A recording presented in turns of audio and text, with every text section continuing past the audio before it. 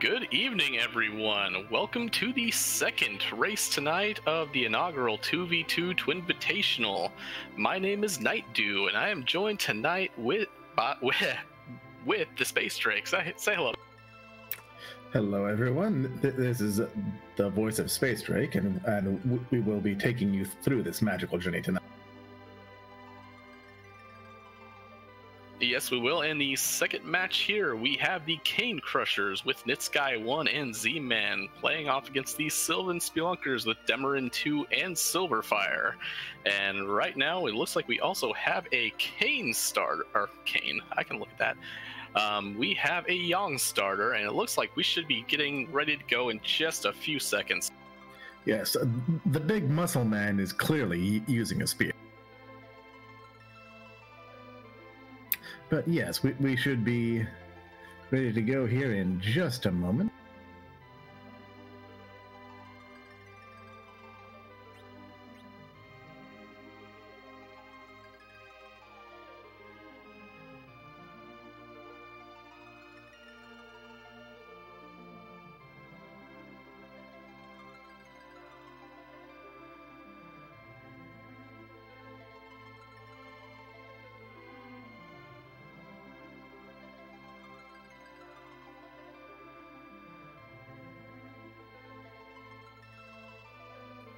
And to answer the first question in chat already, yes, we let Scala roll the seed. Out of the goodness of our hearts, of course. Also, I don't know if I'm coast to coast, but I have driven coast to coast at one point. We had a little bit minor technical difficulties on our end, but we should be rolling any time now. And we're off.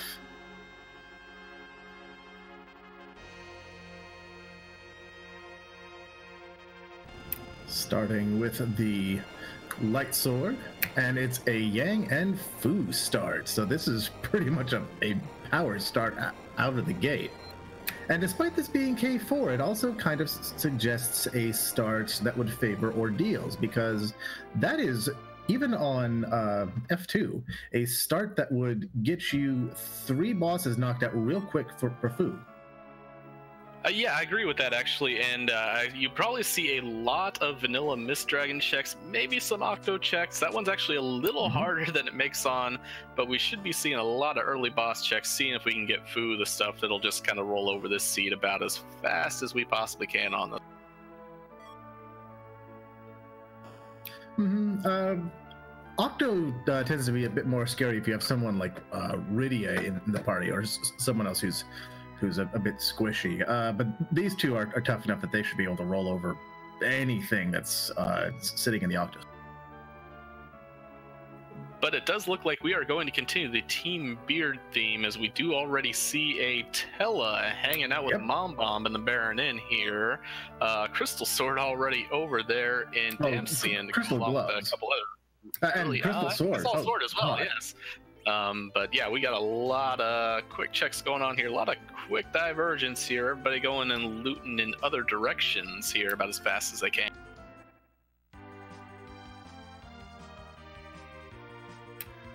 Crystal Sword, Bahamut, with everyone going all over the place, it's actually a little hard to keep track of what all is being found, right? Yeah, that's a Crystal Sword, a Bahamut, Crystal Gloves in play. Putting the Rune Amulet on Yang, I'm not sure I agree with that when you have a Fusoya in the party. It's still some defense for somebody who needs it, but yeah, I might, think about taking an Diamond Armlet as well. Aurora, and there's Edge on the mountain. Up against a Moon boss, though. I'll have to see who this is. Ogopogo. This seems very kind for a Scala seed right out the gate. So we're looking for the troll on the second end of it here. Yeah, and actually with a miss on the just using that light sword as a missile immediately to just kill it in one hit. That's something I actually kind of agree with. I see everybody holding on these Excaliburs, these Gungnir's here. I'm definitely liking Demarin's whole play of if you've got it, dart it. I kind of go into that whole I kind of go subscribe to that idea myself. Yep. Looks like that's also a Mega Sisters in the Mist Dragon position, which they are not having too much.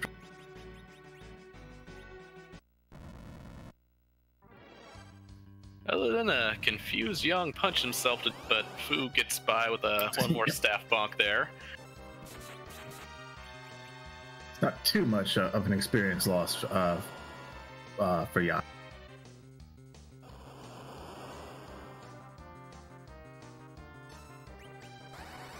We're not seeing too much divergence here. It looks like Silverfire's doing a lot of shop checking while they're having Demerin go on along the key item route here. Got a protect ring there in Antlion Cave. Yep. And I know that some people skip some of these chests in Antlion Cave when they're doing. In T4, I don't think that's as good an idea, just because there are so many chests in these early dungeons that and each one can provide you with a ton of really amazing loot. Like, you know, you find that crystal sword in frickin' Damsayan. I do agree with that, actually, and for part of it, because of the value of that stuff. I mean, you find cat claws, you find adamant armors. We had, what, 4 adamant armors last run there. But also because even if it is S2, you're going to be buying a lot of consumables and sirens, hourglasses, Bacchus wines if you find them. You really want to kind of ratchet up that war chest as fast as possible here. We have not seen any key items yet. Okay, that's a bold move out of Silverfire, using the Avenger sword as a projectile weapon.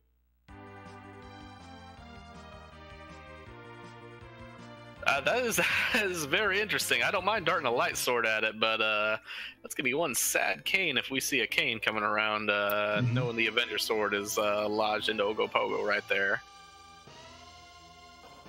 Me change. Dark Elf on the Antlion position is possibly the least threatening boss in the whole game.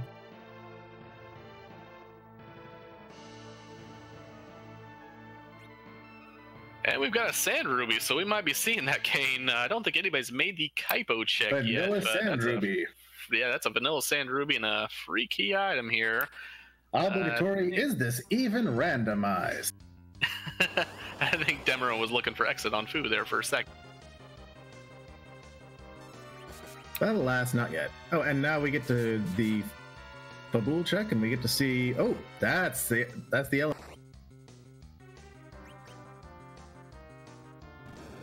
I'm gonna make real quick work of these. Now, looks like everyone's picking up their ninja, just because that edge pickup is real good this early in the game. In fact, Fu and Edge as sort of starters are pretty much the almost, I would say, the strongest start you could possibly have. It is hard to get a little any stronger there, and I did miss the second set of spells Fu just got, but that was only a diamond shield out of the King of Fabul, which means we are still we're progression locked to either the Baron Inn right now or Ordeals, so we're going to be running into one of those real fast. Well, this is also K4, remember.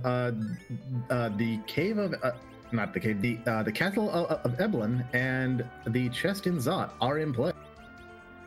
That's right. I played way too much Zima Zone apparently, but we do find our Sid inside of. So we're gonna continue Team Overpowered and Team Beard here because we are just getting all of the high-leveled fighters coming into our party right now.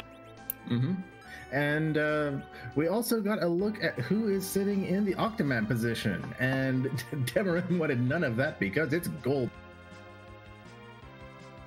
Which admittedly is one of the least scary spots for Golbez to be in, because even though he has a crapload of agility in that spot, especially for, you know, an early position, that spot has almost no magic. Oh, Absolutely, but I think all of our runners are going to be very happy at leaving the real terror behind at the waterfall, although Nitsky seems to want to prove me wrong right here by, looks like he's going to take this Golbez fight. Yep, just taking it off and biting it off and chewing. And Silverfire going for the first chest, and that's the Mad Ogre chest. It looks like we found a coffin somewhere. Took out one of those. I don't know if I saw an hourglass go off. I'm going to assume that happened because it doesn't look like the ogres are punching at all. But yeah, it should be able to. Any kind of hourglasses, this is about free. Mm-hmm.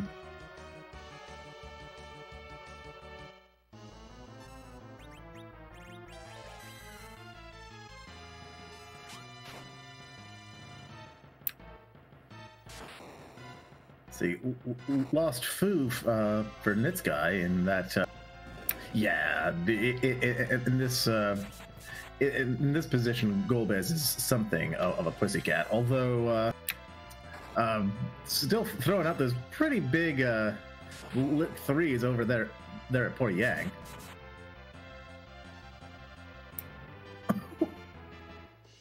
I think that lit 3 on 1 HP right before he got the HP ran out there, but he does deal with Golbez, and I think the rest of the race is going to be happy to just kind of let that one go by, but that is one more level for Foo, so we did get something out there.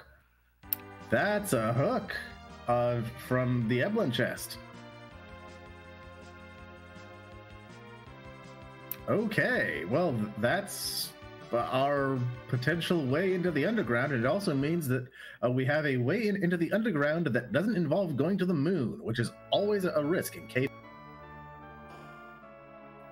That is true. I think they may be looking a little more around for possibly Magma Key or just a couple other key items before they make that dive there. We don't know what is we don't know what's sitting there, and I haven't been watching that Eblin dive too much, so I don't know if they've had any kind of generous loot out of there either.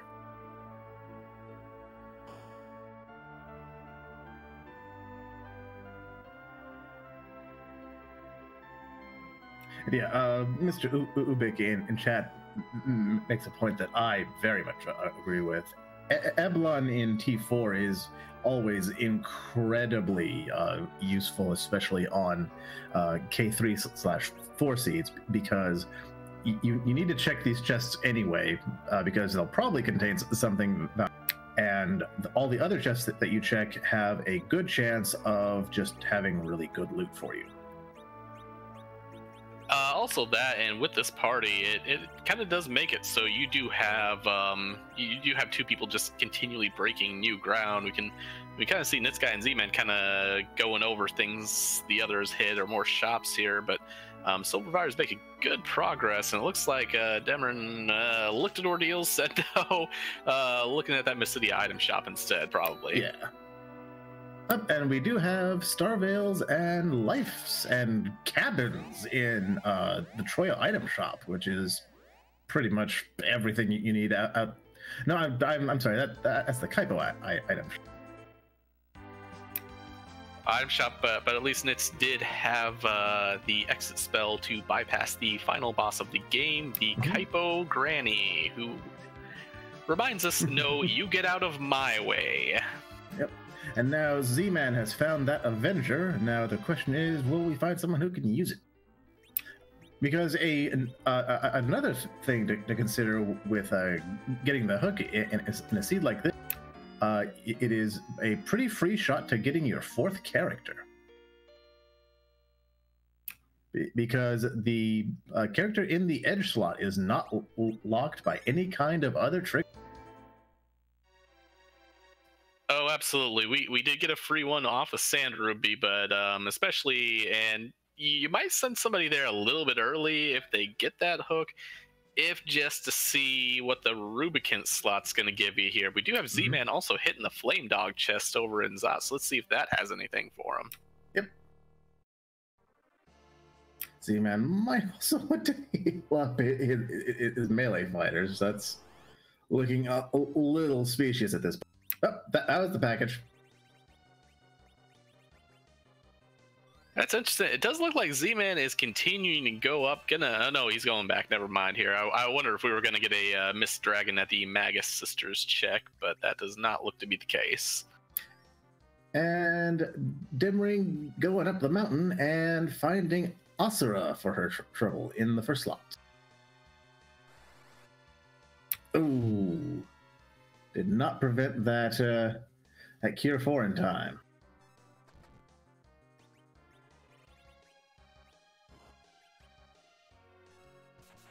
Now that slot's only got about 2,800 hit points. It looks like, oh, I just saw that defense sword in Demeron's pocket there. I might have just started that one there, but no, it looks like she got through just fine. So keeping one sword in her pocket there.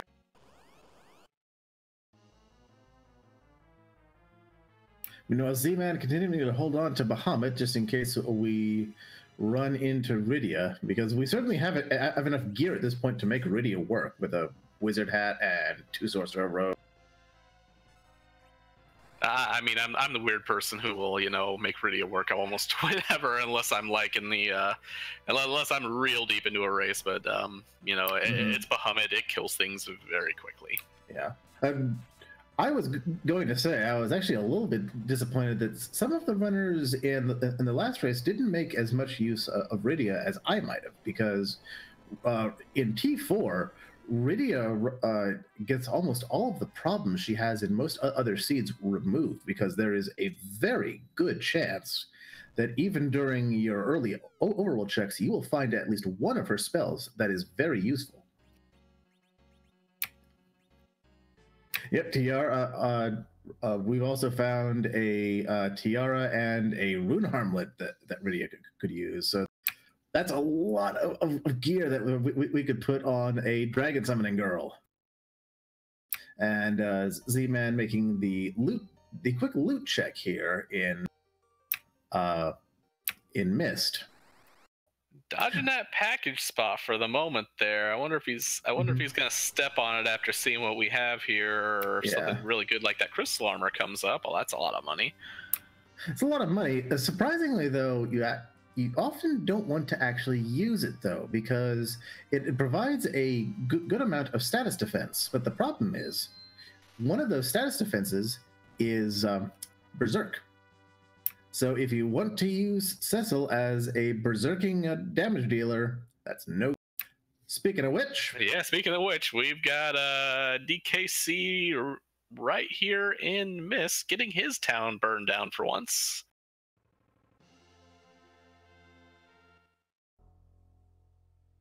Also, I did miss the Ordeals key item there. I was busy looking elsewhere. Yeah, there's a lot to follow at this point, and it looks like we've got this guy doing the fight in the Baron Inn. Turns out to be the Mom Bomb, and he's got more than enough firepower to just wipe this out. Ordeals apparently, thank you chat, appeared to be Bahamut again, so we've got more than one of those orbs here. And that we have guards in I'm sorry, that's the Kaipo fight in Baron number 2, which is going to be another really we had almost is this even randomized.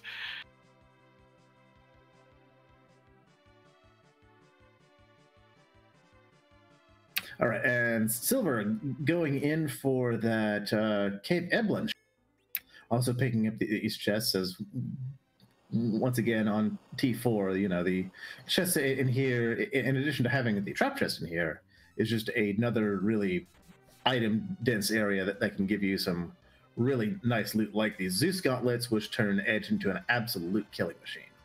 Yeah, I think Team Sylvan Spelunkers, aside from that Flame Dog chest, is about out of checks, so I believe Underground is the only way for them to go. Oh, I guess they didn't go to Baron Inn.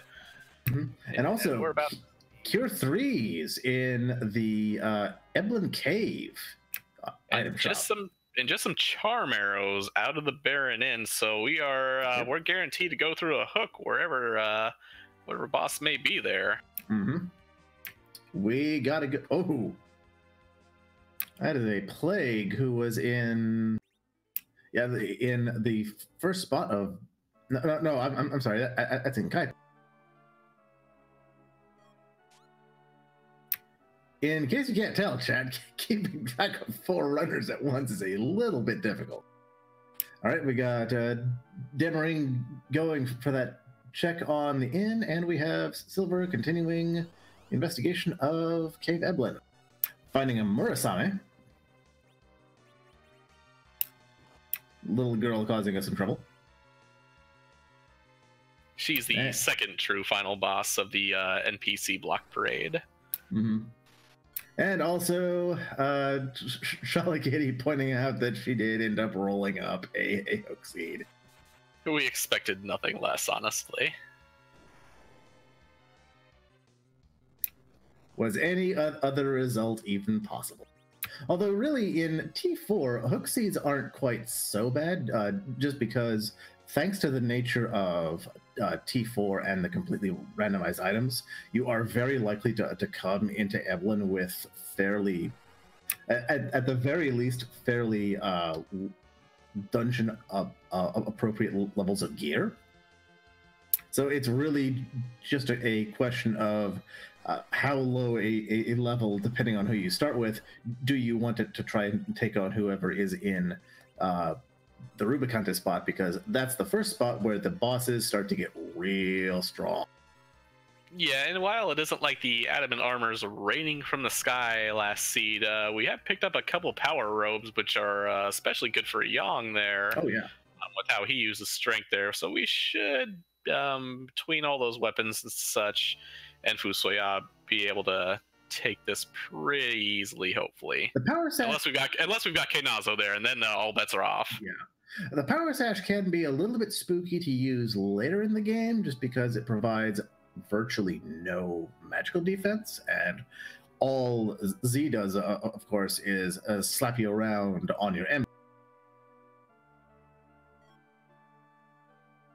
Yeah, looks like we got Z-Man going for the mountain. Well, Z-Man does have that Dark Knight, so we've got a Paladin. We do have an Avenger still. I believe it was Nitsu who threw the Avenger, so... well, we also have a Cecil crystal sword. Yeah, oh, we do have that. So we're all set up for glitching that Crystal Sword right into that Avenger as well. Yep.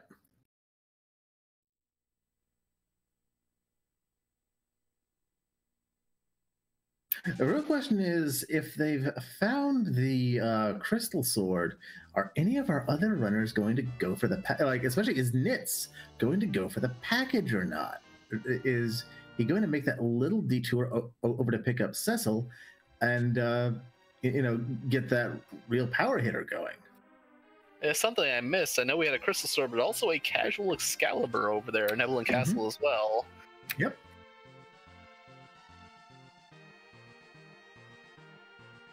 But we also got the Zot Dog check.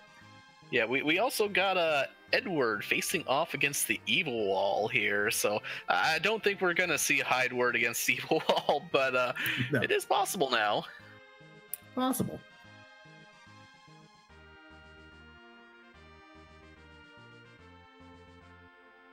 Although by this time, I don't know if Silverfire went up Ordeal, so I don't know exactly how much hit points that Fusoya and all the spell list that Fusoya has right now.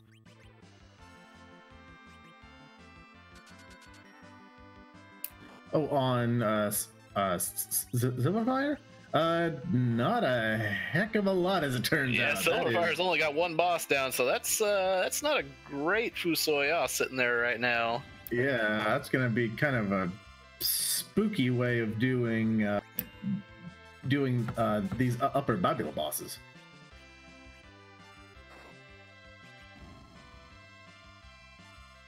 And it's taking a moment, I suppose. Yep. Probably taking a moment to confer with Z-Man.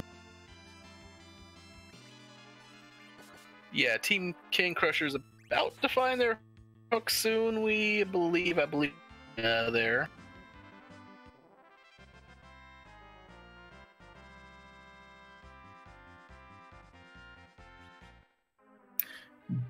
Demarine making the loot check on on Mist, but not with the package. And yes, as Moobot reminds us, if you are new to Free Enterprise and would like to know more about our lovely little randomizer and even try out a randomized seed yourself, you may click the Discord link in chat to join our Discord and learn. And my stream cut out for just a moment, but it looks like we must have found a twin harp in the format ogre chest down there with all the chat going down here. Mm-hmm.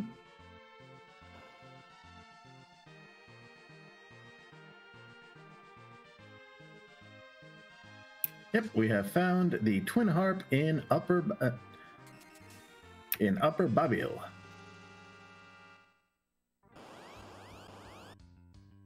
Hopefully we will actually get to use it this time. And a pair of guards are betraying us. Oh no.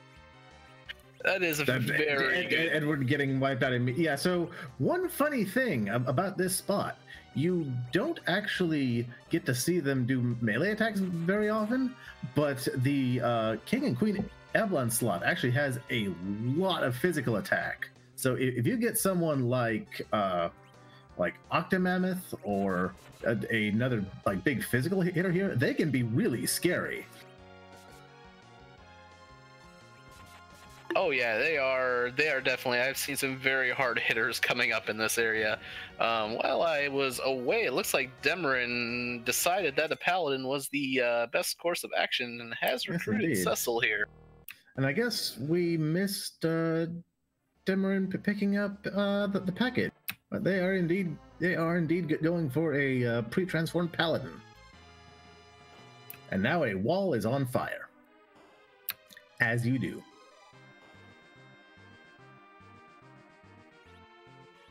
Yeah, chat bringing up that Antlion and Odin can be just like almost hopelessly vicious if you encounter them at the Eblin royalty spot, because you have to defeat them and they have enough HP to be scary, and at the levels you will usually go there at, you can get one or two shot by the melee coming off of Odin. Absolutely. Antlion's kind of one of those sleeper bosses you just don't want to hit in those high physical attack. Just more because all he's going to do is hit you, and it's just going to hurt. Goodbye, Tella. All right, and Evil Wall making the slow march, meleeing for quite a bit. This is another spot where there can be a surprising amount of melee power, and Silver just deciding, no, I'm not going to take that. I do not blame Silverfire at all on that one. That's gonna be rough with only Fusoyao 2 bosses to his name. I'm going to assume Demer has communicated the fact that you've got a Cecil with Crystal and Avenger available, and I believe that's gonna be the well, I guess they could be Twin Harp time as well. Possibly, and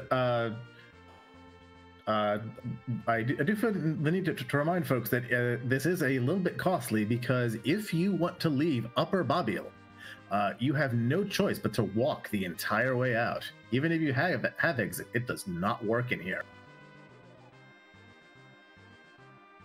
And yeah, that's definitely not a gimme Evil Wall. That Evil Wall's got 25,000 hit points to kind of chew through, and while I think we may have seen a ribbon, I know we haven't seen any adamant armors, so we don't have any insta-death protection for us at this point in time.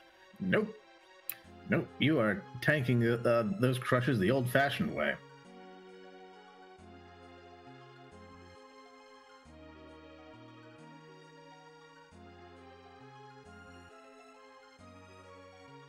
Yep. Oh.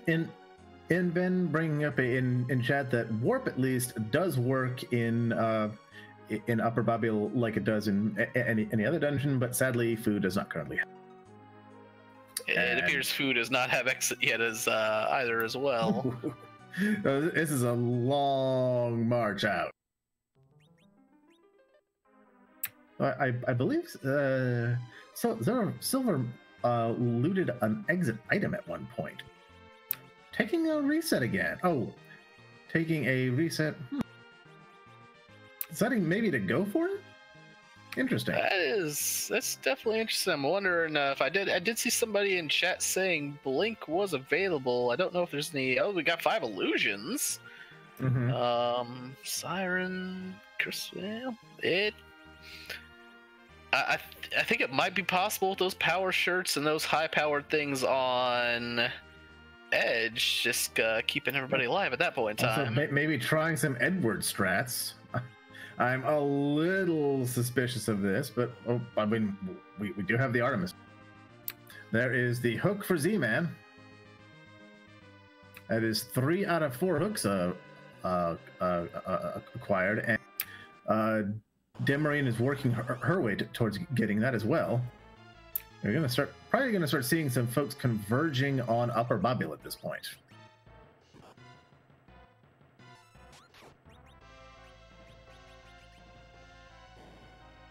And then it is going to be a furious race through the underground to see who can find either Dark Crystal or the bits to forge the.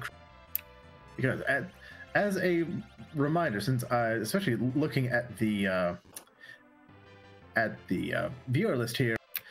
So in the particular seed setup that we have now, you do not get the crystal that transforms Zeramus into his defeatable form as its own item in variant 1, as we call it, or forge the crystal. You have to pick up the legend sword and the adamant that would usually go towards making the Excalibur, and instead, when you turn those into Kokol, that is what gives you the crystal that you get from Golbez at the very end of the game in the vanilla version. And once you have that in hand, and you have some way of reaching Zeramus, that is Go mode. So right now, none of our runners are anywhere even like near Go mode. We are still looking for the Legend Sword. We're looking for the Adamant. We are looking for some way to get to Zeramus one way or another. And because of the seed logic, it is entirely possible that one or both of the items needed to make the crystal could be on the moon. Absolutely. Looks like we've got a whole bunch of conversions coming up. Everybody is in either Cave Eblin or Babel right now. Yeah. Looks like Silver's going to take a few random counters here, see if we can buff up a little bit here. Yep. Silver is just going for the straight out grinding, using the Life 1 strats off of his source.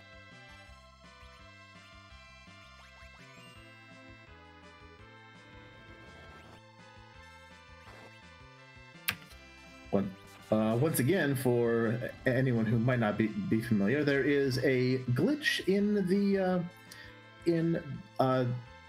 the early versions of Final Fantasy 4/2, wherein when you kill an enemy and use a Life 1 or a revival item to revive them, they will return to life with finger quotes, but because they have 0 vitality, they return to life with 0 health, meaning they die again immediately. And that means that you get 2 kills for every enemy. There are some rather funny setups there, usually revolving around Rydia with that whole vitality thing, that it just counts vitality. So I've actually had an adamant bearing Rydia with a pile of vitality take a life potion and go over your maximum hit points at level 1 there. Mm-hmm.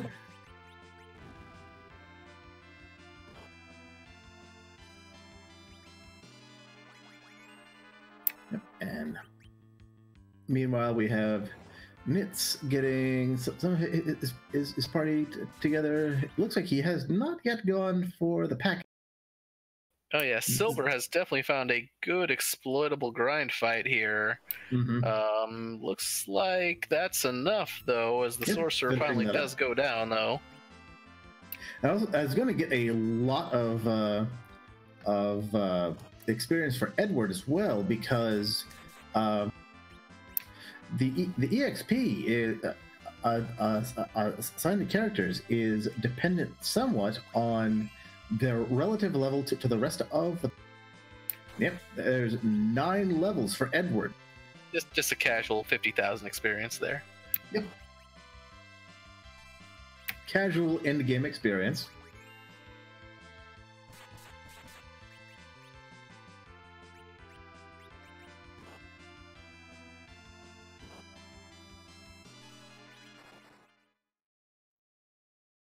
Putting that power sash on Edge.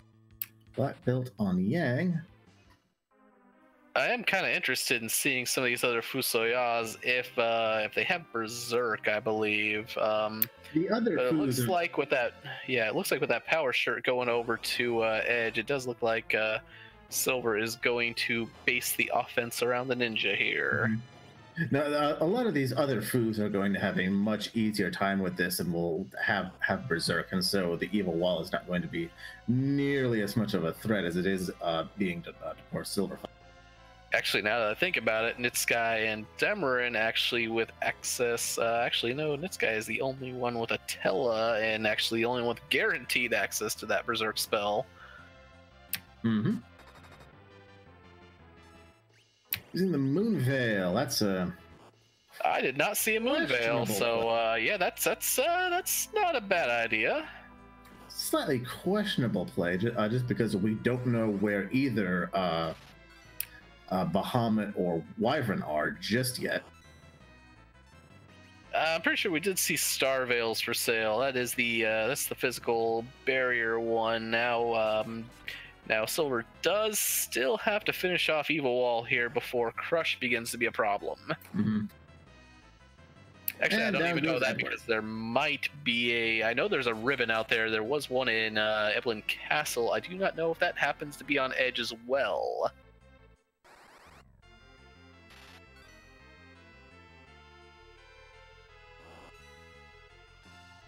I believe Edge, someone on this team is using a ribbon. I think it's Edge, but I'm not quite sure.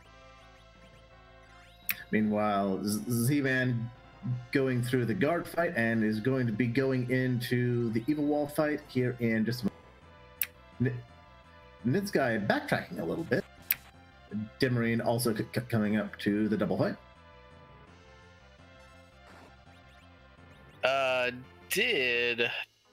Nitsky did get to the Twin Harp. I would not be surprised if Nitsky is rushing to that Twin Harp right now. All right, chat, I would get ready to listen to some music.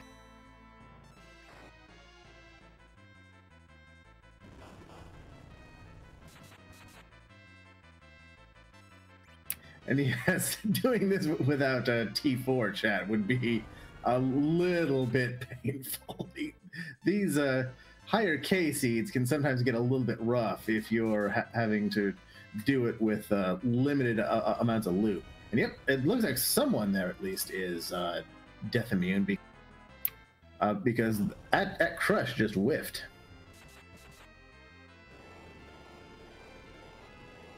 Yep, Demarin's Fusoya just hit 1,600 hit points. I did see the white spell come down at that level, so Demarin definitely has the best Fusoya going in here. And Silverfire gets through the wall, and Cecil has the ribbon on Demarin. But yeah, these higher level Fusoyas are just going to start like making a joke of this poor wall. Though. There goes Yang. I don't think Sid's gonna be doing too happy there either.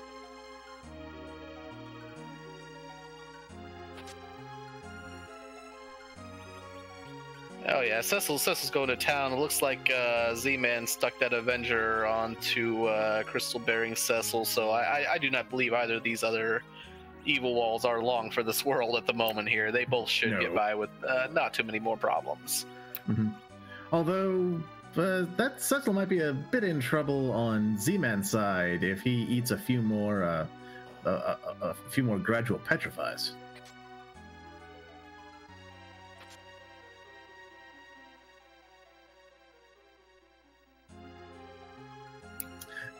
And interesting, Nitsguy going for a couple of the chests in Cave Magnus, and it pays off since you just found another X. He found another very, very nice dart. Mm-hmm. All right, and that's the evil wall down for Z-Man, and going down in just a moment for and a cursed ring for Nitsguy.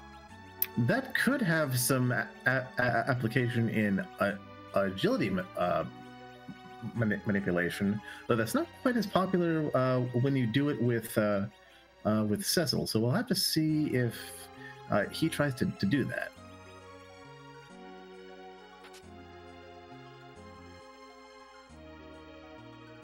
No, we got Meteor coming out for Demer in there, going for the swag kill on the evil wall there.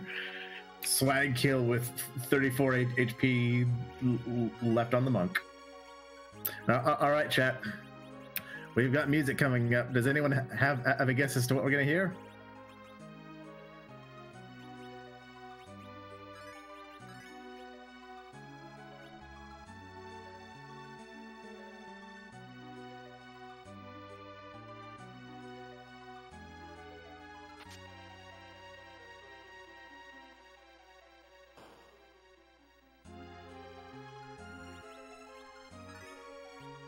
Scala, I would not even know the FF2J if it hit me in the face right now. Well, I might actually, but I didn't even know if those were in there.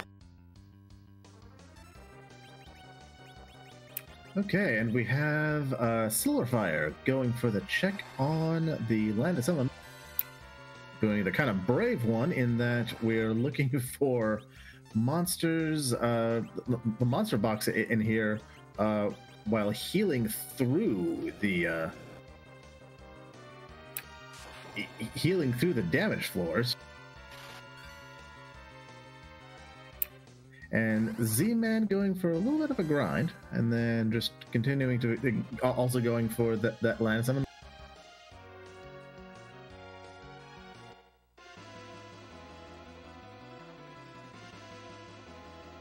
And Nitsguy just straight up killing himself to speed up that Dark Elf fight. All right, everybody, it is time for Name That Tune. Name that tune, and at the same time, Demerin, since the whole team hit the underground at the same time, is checking the tower.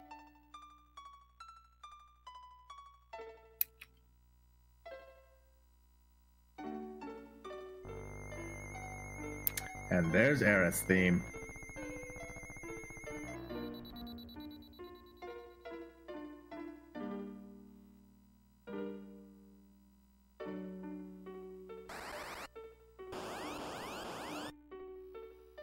Which, of course, on the harp sounds really great. It definitely is one of the better harp musics out there. We did also find some sirens down where Silverfire is shopping while the music is happening here. And also, we found Rubicante over at Dark Elf position, which isn't terribly scary. Okay, and the chest down here is going to be...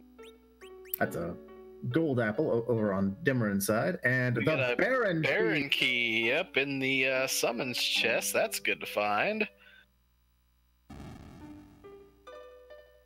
And Demerin did find the magma key also in lower battle. A little too late for that to be useful, but always good for XP at least. Mm-hmm.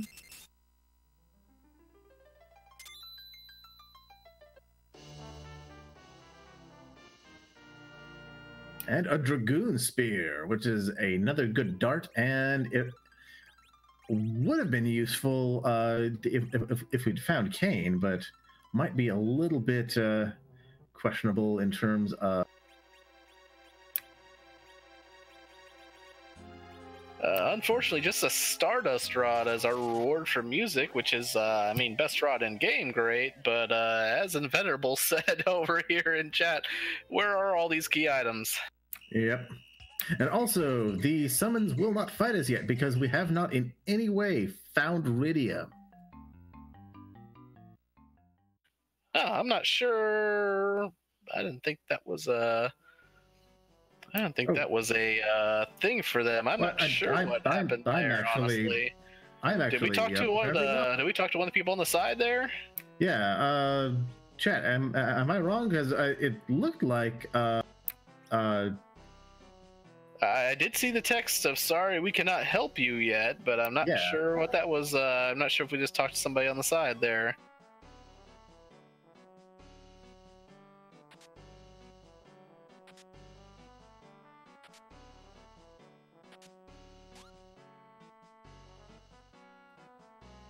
I mean, even as I was saying it, I was like, oh, I didn't know that was a thing. And that's because it's apparently not, and I'm wrong and bad.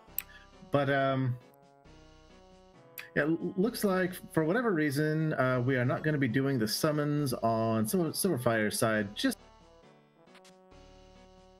found a crystal something or other, found a crystal shield for Cecil over on Dimmeren's side in the tower.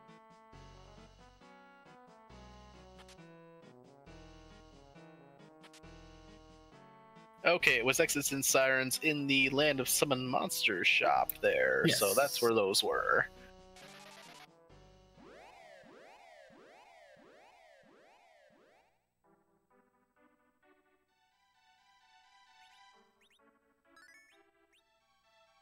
Silverfire using those items to get out of there since he hasn't killed a lot of bosses and Fu is still not terribly powered up. That's Bahamut's up at the top of Lower Bobby. Yeah, I think we've got a few Star Veils, but even then, unfortunately for Bahamut, that is one of the weakest magic spots in the game. I do like the blue robe going on there, though, but yeah, that Mega Nuke, while still a Mega Nuke, might be lacking a little bit of teeth here. It would still be enough to kill on characters that have less than 2008 HP, but we have Star Veils, we have Slow, and we have Cecil. There's probably not going to be too much of a threat here. It sees Baigen one shot's edge, and we're going to play it out here, looks like. In Avenger Crystal Cecil we trust, apparently. In Media we trust, apparently. And then there's King and Queen Eblin in... I'm actually slightly lost track of where Silver is right now. In, of course, the Dwarf. And Baigen takes down Yang. And yeah, in those summon monsters slots, Baigen can be real scary. They have a shocking amount of physical attack. Even Leviathan does, although you will, in vanilla, you will never ever see Leviathan actually attack. It will always use exclusively Big Wave and an Ice Tube. Only a second Avenger at the top of the Tower of Babel behind that Bahamut fight. Cecil could probably use a heal here. Oh. There we go. This might take Z-Man a while, but at this point, it's probably pretty safe. We did also find a career White Mage in Porom sitting at the Dwarf Castle here with Antlion in a much better spot for Antlion, honestly. No reason to let him break out all the big physicals here. Yep. And Demarine taking the walk back down the tower and not able to check the other door because we have not yet found the tower key. And now in a solo seed, Lower Babel is something you would save until very late, especially in a K3 plus seed, just because you really want to do it only when you have that tower key. It is a lot of key items, but there's a lot of other like sort of target-rich environments down here in the underground, and having to double dive a dungeon that you cannot exit out of can be a real time loss. I believe it does kind of depend a little bit on loot and party strength. If you got a party that's flagging a little bit, I don't mind that play. Also, Z-Man did take out that bike and got rewarded with an Earth Crystal. There we party go. Looks a little alright, but I don't know if he might be running over to Zot to take a look at that. Silver, on the other hand, cleared out Dwarf and is getting another power room for their trouble. Oh, man. Well, now we are getting the Sylph Cave check. And Nitz is also apparently going into Babil. And who we have a summon boss going on here. Even randomized. Happily for Z-Man's party, this is probably not going to be terribly challenging, especially if at some point he has managed to find a claw for Yang. Though it looks like he's just going straight in there. You know, it just occurred to me that with Leviathan actually sitting in his vanilla spot, I'd honestly, and if somebody could actually go check the back for whatever said, I cannot help you yet. I wonder if Leviathan's vanilla behavior shone through there for a moment.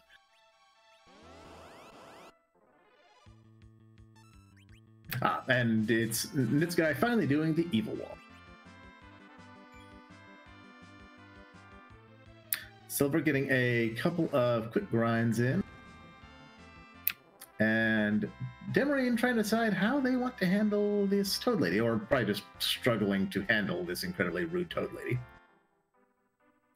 Yeah, the only trap chest in Sylvan Cave with Toad Lady, just going through all that, just going through all those toads at once there. As soon as you get the lady down, everything gets better there, but waste so much time on that encounter. Oh, yeah. Especially since the toading is completely random, and so you don't have much control over who ends up a toad and who doesn't, unless you have some toad immunity. And the ribbon can do that, adamant armor can do that. I believe crystal armor can do that, though I'm sure chat will correct me if I'm wrong on that, which I probably am. Crystal Armor does negate quite a few statuses, and Toad is on that list. So yeah, Crystal Armor will stop a Toad there. Silverfire finding also yet another power sash in Sylvan Cave there. We're swimming in those. Yeah. And yeah, chat, if we're discussing whether or not that might be a bug, we do have the seed itself kind of on file, as it were. And so I'm sure someone will probably go check after the race to see if that behavior is indeed happening. And Nitz with an almost completely petrified Fusoya over there, looking a little ragged on this evil wall. Not quite ready for the pain that was going to bring. And we have both Demarine and Silverfire in Sylph Cave right now, looking like they're taking different routes to check each of the of the chest and speed this check up a little bit, because the Sylph Cave, interestingly, in K3 Plus, is the second most target-rich environment in the entire game. It has 7 different trap chests, and each one can contain an item. We're also running a little low on places to check here for progression. Looks like they pulled both a Leviathan and another Excalibur out of 2 different trap chests there. Mm-hmm. While Z-Man did finish off Leviathan and only got a Leviathan for his trouble. So one more of the is the Steven randomized crew there. Yep.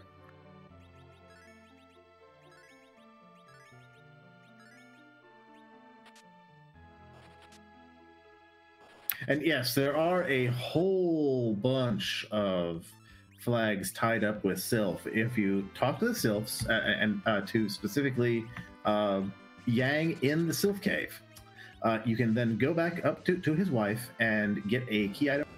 And then if you hit Yang with the pan, you get a key item from that. And if you go return the pan, you get a key item from that. Now in K3 Plus, these will of course be randomized to also just be either normal loot or a key item, but that's still a lot of key item potentials in that one area. No, absolutely, and honestly, as we see a Stardust coming out of another trap chest there, honestly, I also just love this play out of Demarin Silverfire because honestly, Sylph Cave chests are some of the most annoying in the game there. Oh, and yeah. splitting up both halves of Cave Sylvan there makes a whole lot of sense, honestly. Yeah, no, this is a really clever play. You know, just realizing that, hey, we're both in the area. We could actually like split this check and see where anything useful is, and like communicate what each individual chest has in case it. And so if I'm getting reminded that yes, the those ghosts are fire absorbent. You've got to use holy elemental or like something like quake in order to kill them quickly. Yeah, that Fusoya has gained a few notches there, but definitely still lagging behind everybody else's Fu here. So I could definitely see if we get like a Darkness Crystal or what have you, that Syl might stop by to hit a few bosses on the way.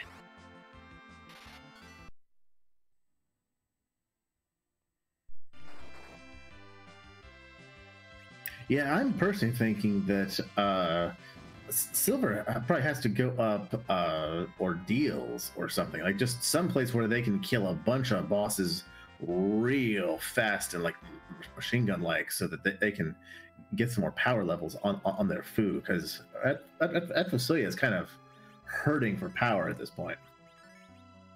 And not much for Demarin on sort of. I'd say we just found a black sword and what looked like I did not get any of that. The key items are not been in Sylph Cave. It looks like Silver's. Oh, there's the double centipede, but I think we've seen most of the Sylph Cave checks here. This is the final Sylph Cave check, aside from talking to Yang.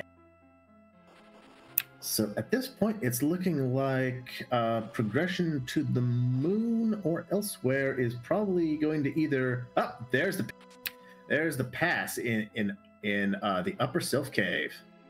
It's really nice to have in a piece of go mode, but it does mean our progression somewhere. Actually, we've got Earth Crystal and Sheila 1 both to check here that we haven't seen, but we're running a little dry on some of the stuff here. We have also seen Baron in. Oh, we have not seen the Baron Key. I must have missed that. Where did Z-Man get the Baron Key at? I believe Z-Man pulled that out of Derpy Derp. Oh wait, I remember. That was the Leviathan, or not the Leviathan, but I thought it was the Asura slot. Right, no, he pulled that out of the fight that Demarin is doing right now. The that's right. Test in this Land of Seven Monsters.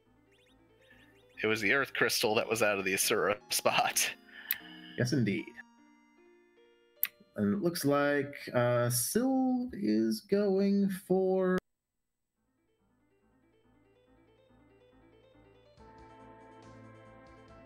Oh yes, I don't believe that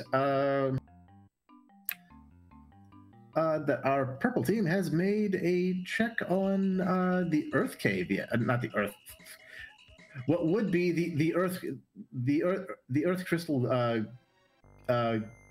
gaining quest on Cave Magnus, and so yep, Silver is making that check right. I mean, it is a nice Stardust rod, but the winner is going to be the fans on getting an encore on Eris's theme there. Yep.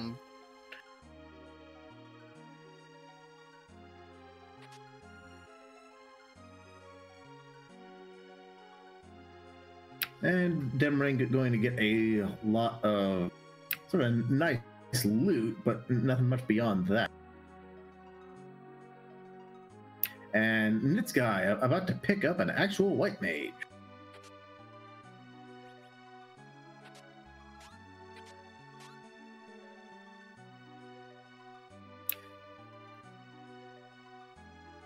Chat pointing out that Demarin didn't immediately double back to get the pass. I don't think that's necessarily the worst play in the world, because you know where the pass is now, and it's actually not that hard to just go rush it, especially since the centipede fight is the easiest chest in all of Sylvan Cave.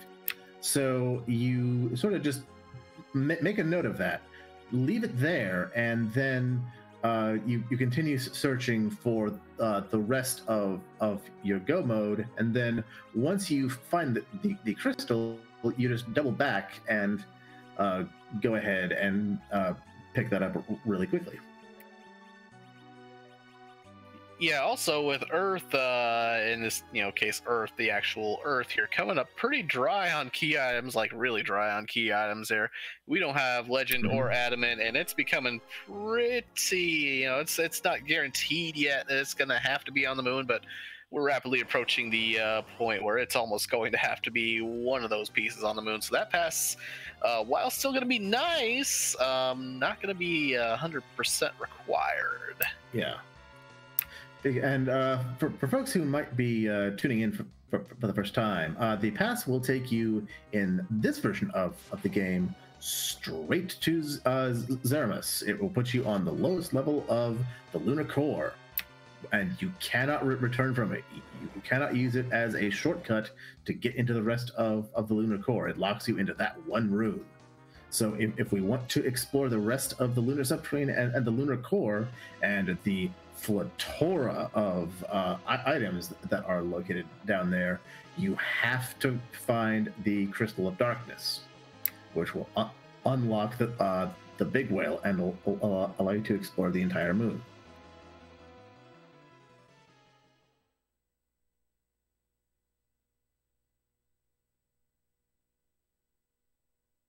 All right, chat, get ready.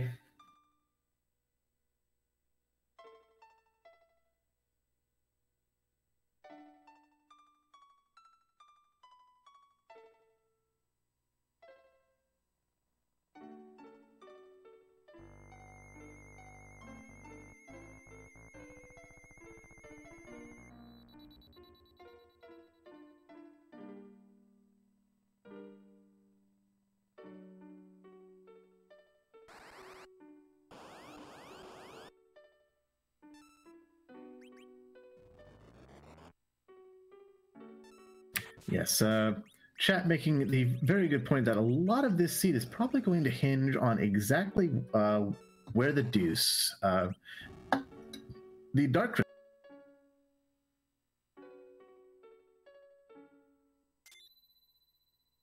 Oh, definitely, and honestly, I definitely see Nitsky hitting some eggs here, and I'm definitely thinking that with Z-Man, with the treasures running out here, and with the Earth Crystal behind that Baigan is probably, there's also Sylvan Cave, but there's gonna be some probably decently hard fights coming along here that you're gonna need a few levels for there.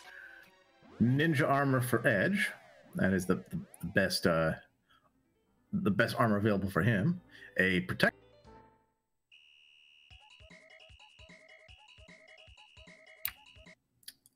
The chests in Troya Castle not coming up too big for Z-Man, but the I would say that the Dragon Whip would be nice to have, but at this point it looks like Rydia is pretty deep in.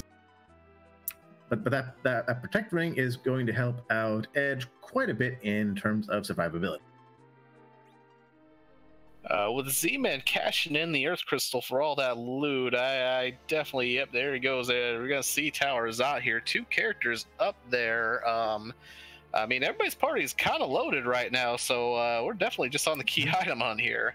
Yep, and Sylvan making the check in Mist Cave, thinking that progression might be on the Mist Dragon.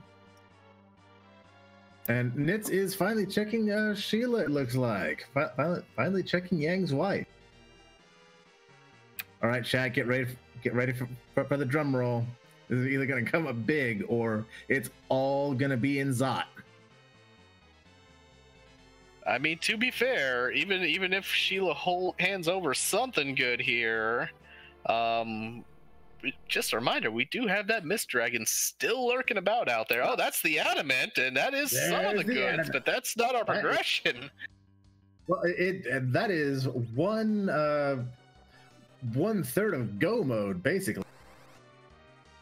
But that means that our progression has got to be almost certainly in Zot, and behind both this Phase 1 Scarmiglione and whatever is going to be in the Valvalis position.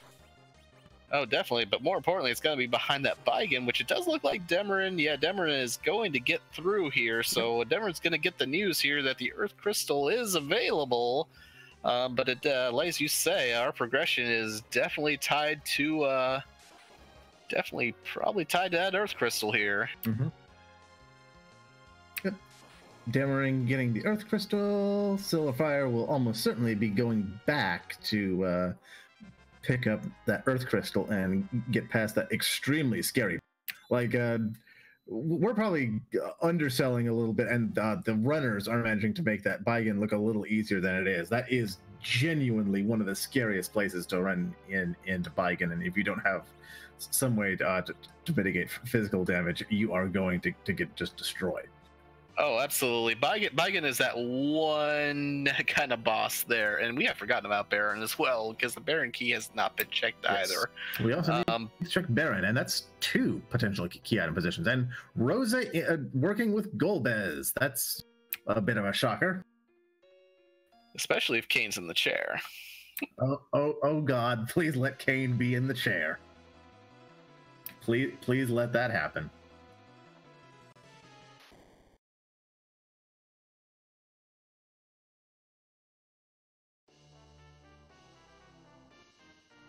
Nope. And it's an we old man. Got a duplicate mop here. That's interesting. Now, does Z-Man take Rosa here or not? Because we have a lot of gear that can make Rosa really good. But yes, we do. Oh yeah, I totally agree with Punt and Sid right there. You got 3 good fighters here. Get your Rosa on there.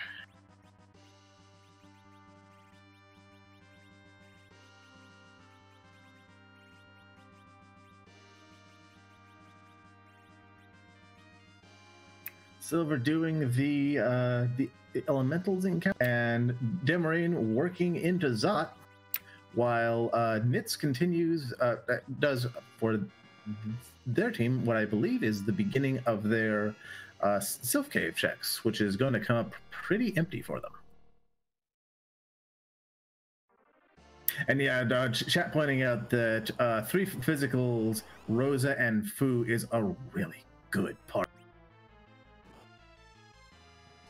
Oh yeah, I would definitely say Z-Man is locked into that party. I don't see any changes coming up past there. We got a Karate Man in the Val spot here. If you encountered this earlier, this could actually be pretty scary, because the Valvala spot obviously has some pretty decent stats, but with this party that they're running here, this is not going to be too difficult. The one thing is that I would imagine Z-Man is going to want to keep Rosa alive for this, for the experience. And yep. Oh, absolutely. It's K4. I see the grind, and a lot of people are like, are they going to do D machines? It's K4. You're going to kill a lot of things on the moon. Sirens are kind of nice early, but that grind is just not really as important as it is in normal other seeds. Yeah, in K3 and K4, you find a lot of enemies just like wandering around Sylph Cave and whatnot. You'll get a lot of your experience naturally, which is one of the reasons I actually like running it. I mostly do K3 plus seeds when I'm playing on, and we have also found the adamant on Silverfire's side, so they know where that is now. They have that knowledge. And there's the legend sword. We've got Zot required, but it also means that Baron, I believe, has to have our darkness crystal. Now, we do know that we are in no mode, but the Kain Crushers do not know where that pass or that darkness crystal are just yet. But Z-Man is beelining it over to Sylph Cave now.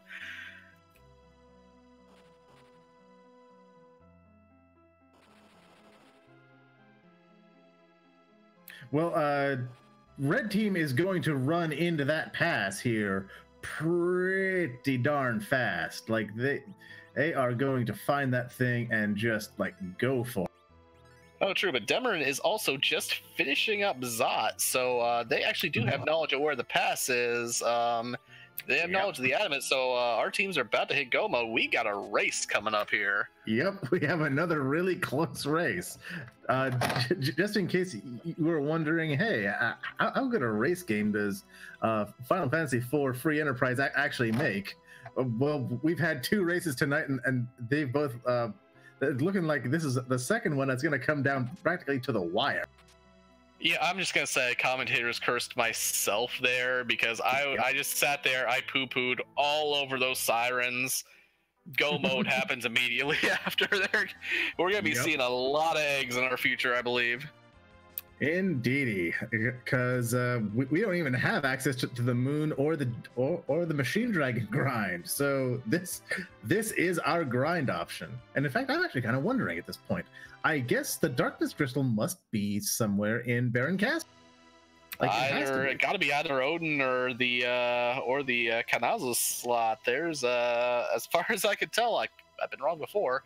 Could be a Mist Dragon inside of Baron as well that might have it, but yeah, true. They could also get Luca Key. There are possibilities, but it's our progression, if we needed it anymore, is definitely there.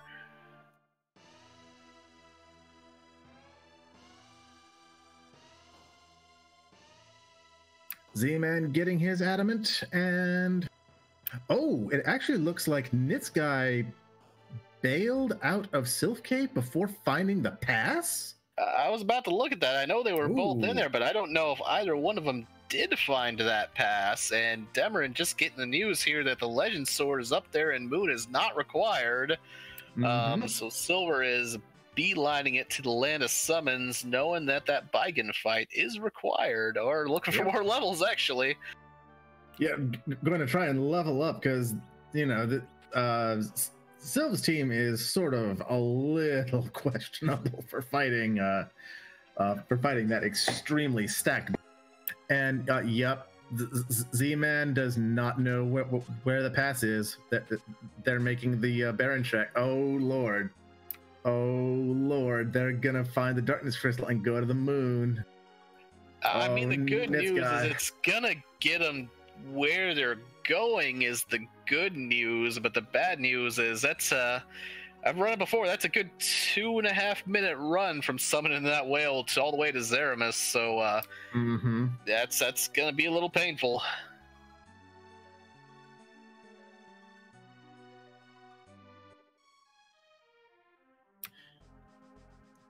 Demring getting that pass right now, and is probably going to beeline for the adamant right after this, and is then going to do whatever grinding she feels is necessary, and that will be go time.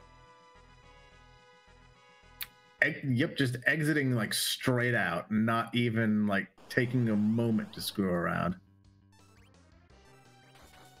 Which is a little. I guess Demerin has already talked to Yang. So. Yeah, they have a lot of them did leave Sheila 1 on the table, I believe. So I believe Demerin went there, but I'm not 100%. So Sheila. So yeah. So chat, I'm going to Demerin is a big Final Fantasy 1 randomizer.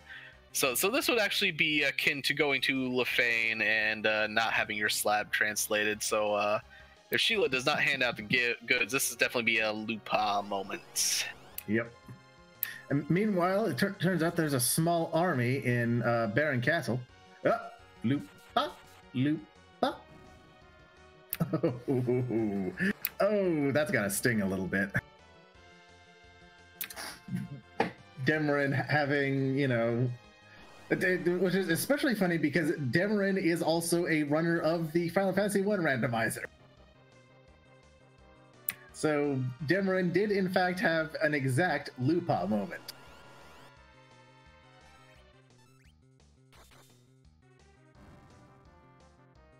Meanwhile, Nitsguy going after Baigen here. Having a little bit of trouble with it. Oh no! Speaking of time loss, we've got a gauntlet inside of Baron here. Yep, there's a small army inside Baron Castle, as it turns out, and Z-Man is just crunching through the whole thing. Just about done here. Unfortunately, Z-Man is going to be a little disappointed with what they find. Or probably won't think they're disappointed with what they find, but that's not where they really need to go. I saw a Meteor come out of Nits, but Bigan taking no prisoners there. Gonna have to take another shot at that one. Also, Demarin taking no chances, talking to everyone in the Sylvan just in case somehow it's not just talking to Yang that's the trigger. It is, but taking no chances whatsoever. Oh, Demarin is definitely on Team Sylph. I do not see her going out of that cave without talking to all of the fairies there. Yeah. And Argent Ryans, yes, this is variant 1. This is Forge the... So we need to find the Legend Sword and the Adamant in order to make the crystal, and then we need some way to reach Zeramus. And Purple Team is in no mode in terms of knowing where all the bits for go mode are, and Demarin is about to get the Adamant and start the grind to kill Zeramus. And unfortunately, our other team has not discovered the pass yet, which is in the upper part of the Sylph Cave, and unfortunately got passed over by Nits Guy, so they don't have that knowledge just yet.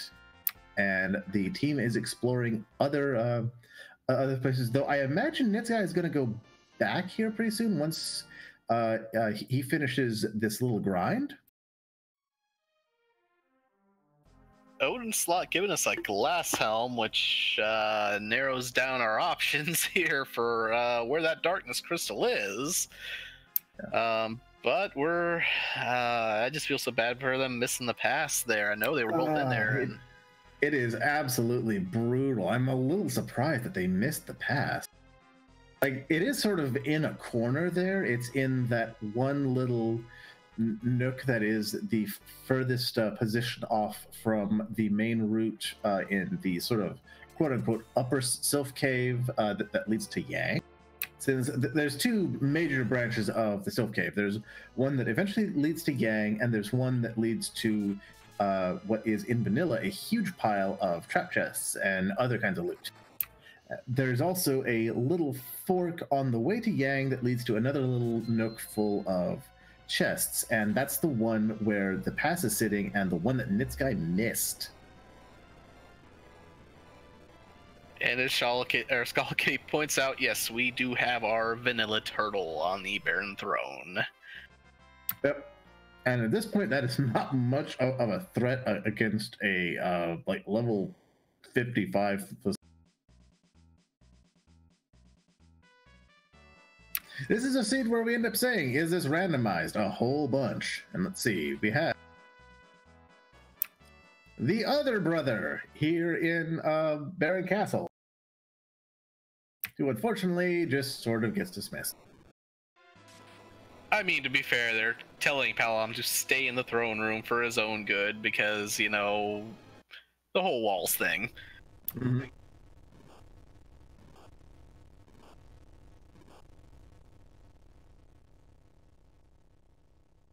Minerva, you will be glad to know that Demarin's team is pretty handily in the lead at this point.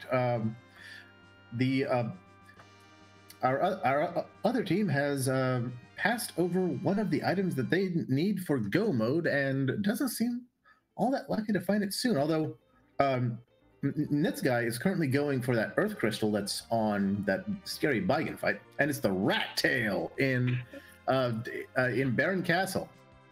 No, we're not done yet. One more fetch quest. Could still be Lukaki, and we're just the longer this draws out, the more it hurts, honestly. Yeah. But they need that darkness crystal to pop up like now. Mm-hmm. Meanwhile, Silverfire going for that pass on, also going for that pass on that really stacked Bigan, who is sort of turning out to be a linchpin of all this. And Demarin doing the grind in preparation for beating a big alien. No! That rat-tailed turned into a Luca key. Oh god. Oh. Oh my gosh. And yet Z-Man is going straight for it. Oh, I mean, he's gotta. I mean, at this point, it's you're either. I mean, you've got your crystal. I mean, it's just hunting down, and just that couple of skip chests. Actually, Z-Man, thinking about it, go no, just pull up north, Z-Man. Just go to Sylph right now. Go north, for the love of God, go north.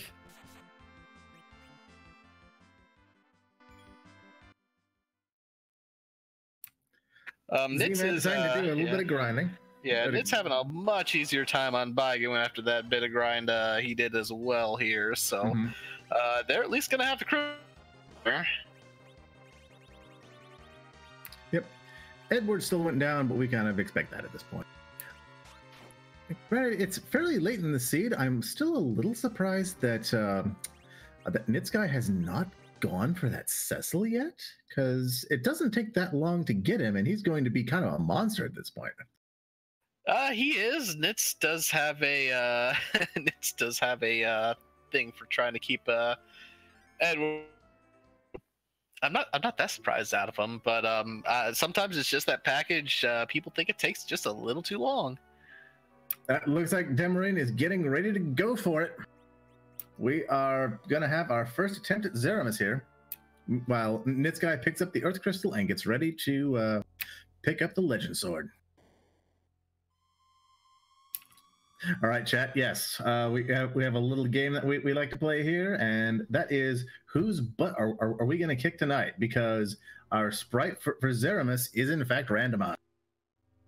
We don't have any points or anything to offer for this, but it's a good time. And you would be surprised at just how many sprites are in the rotation for whose Zeramis can. We're still finding new ones. I mean, I've been playing this for a while now, and we definitely found a new one there. So hey, we're hoping for another new one here, right? Mm-hmm. Seeing guesses for Sonic must.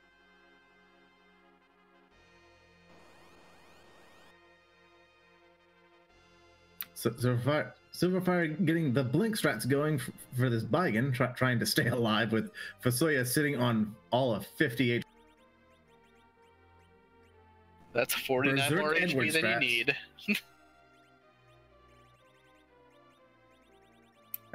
Here we go.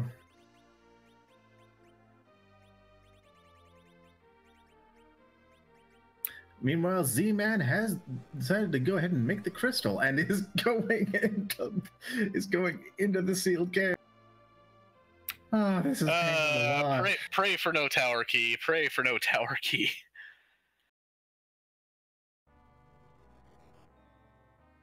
His true colors emerged.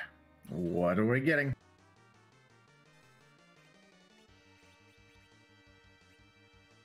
Venomous! Which makes grammatical sense. And is also, where is that sprite even from? My goodness. Is that from MVC2? That might be MVC3, but Scala, want to help us out on this one? That return nuke almost killing Fusoya.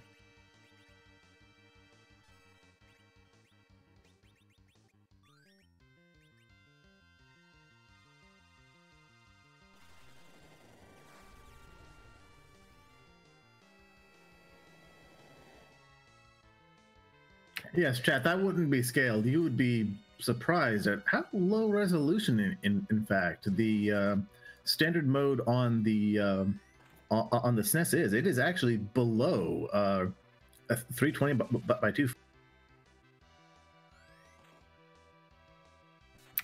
Demarin getting the Berserk set up here.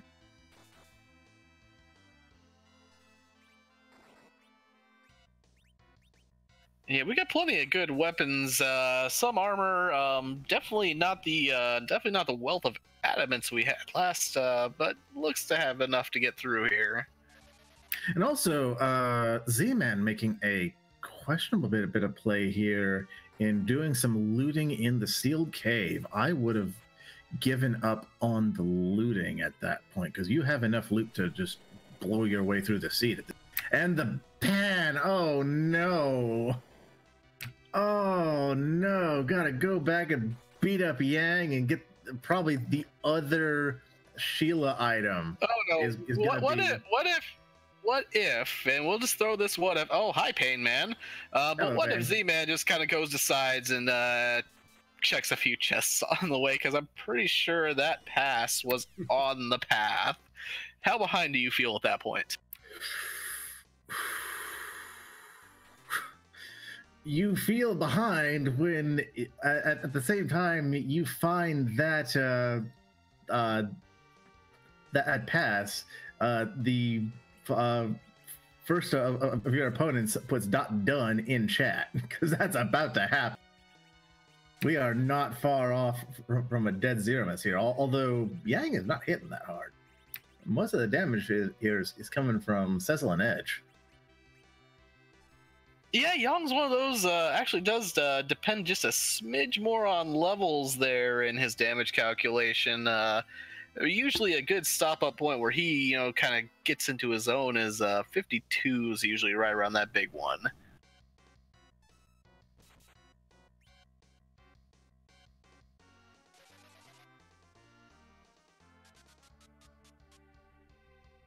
Silverfire doing the Zot run, getting set up to make the...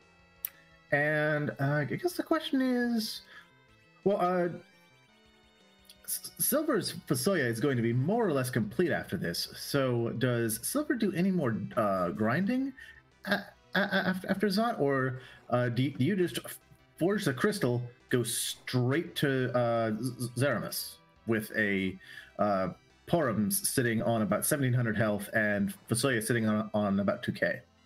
I would say, given your partner is finished and you haven't seen another done just yet, that 1705, I know it's a white shirt on that Porum, but it looks a little scary. I might see just not much more of a grind, but maybe just a little bit to kind of top Porum off there.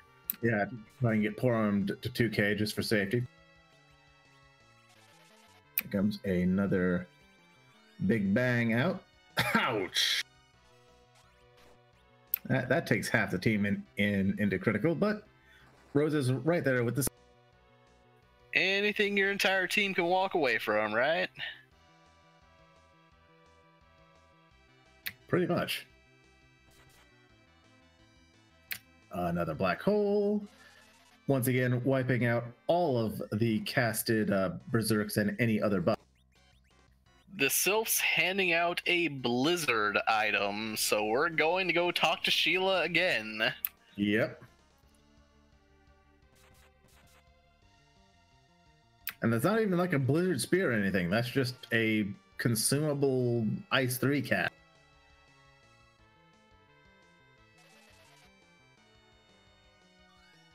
Silverfire ditching Rosa, yeah, but unfortunately, Silverfire's team is more or less done. Like, you're pretty much resigned at this point to taking Edward into the Zeromus fight, for good or ill.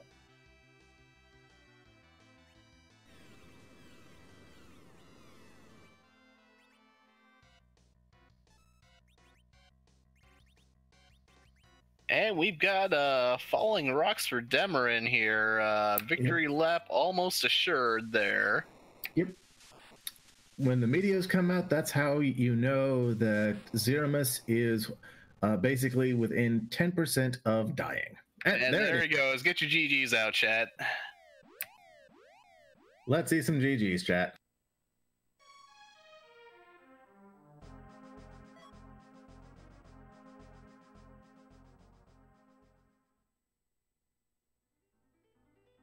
And incredibly, Z-Man still did not actually find that pass.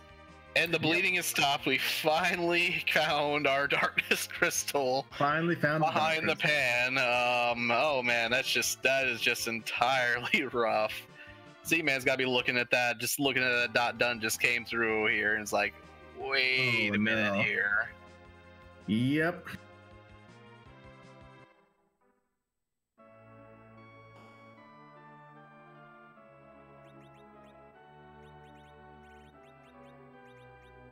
Meanwhile, still going straight forging that crystal, has the pass in hand. Don't know if we'll go for taking a few levels or not, but I could see it going either way, honestly.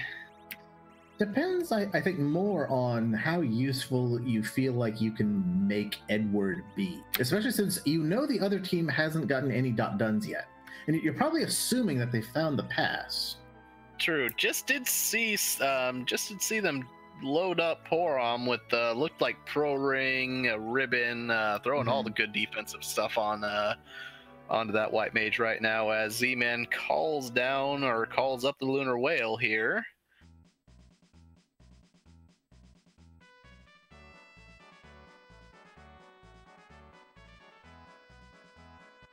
Attempting to give Cuckle a siren, which won't do too much.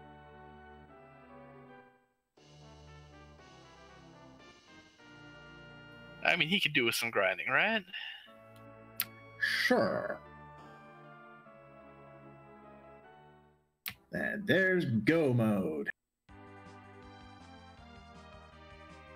Nitsky also about to be rewarded with that legend sword, but with the information from Z-Man, could be in for a long trek here through a lot of key items here. Yep. Going through the entire key item chain. Oh, and they're just not going to find that pass, are they? Like, they are not going to go looking for it. I was honestly hoping when Z-Man went to turn in that pan that I was just hoping beyond hope that maybe he'd check a few key items on the way, or even just chests on the way, but that was not the case.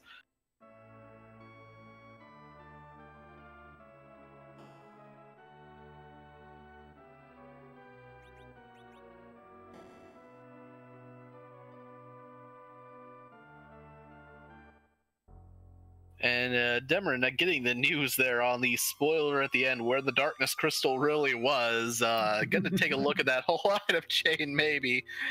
But Silver is walking right up to the Zeramis fight here. Now it is forging the crystal here, but well played here. Yeah, it's looking pretty grim now. Yeah. And it's Rydia on the moon. Yep.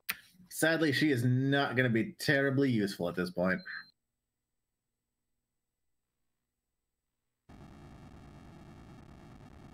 And yeah, for a while, I actually thought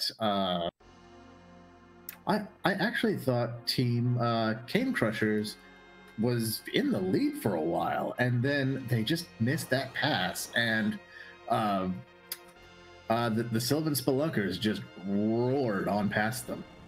Oh yeah, had they hit had the Kain Krushers hit the pass, we'd definitely have a race all probably about as close as the first one. Yeah. Just really unfortunate there. I actually wonder if maybe the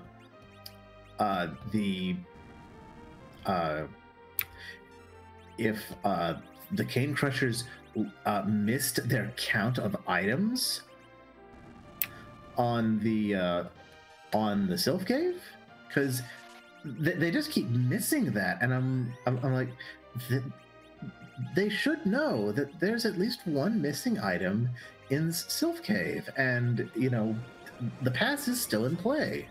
Yeah, it's definitely. I wonder if it's just kind of more of yeah, it was the centipede chest, which you really want to find in there, because it's like the one relaxed trap chest I get there, but there are 7 trap chests in there, which definitely make you, especially when you're just kind of diving it. And I'm trying to remember, because I think they were both in Sylph Cave at the same time, and one of them just said, "Oh, I'm just gonna assume, like, hey, you got a Baron key. Hey, you've got an Earth Crystal. Let's go check these things out."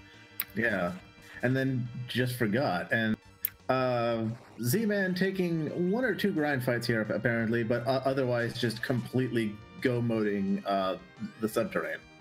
Oh, absolutely. Rosa, 1,500 hit points, a little edgy at 1,855. Both of those probably aren't going to take a big bang just yet. Even Silverfire's team right now, even with the defensive gear on Porom here, going to be a little bit iffy. That slow's coming out. Going to nerf that first big bang coming out here. We'll see who gets the counter nuke. Oh, that's never good.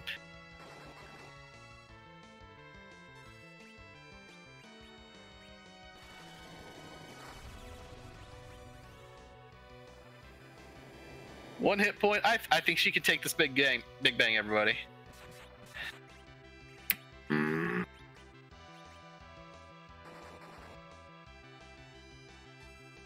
Womp.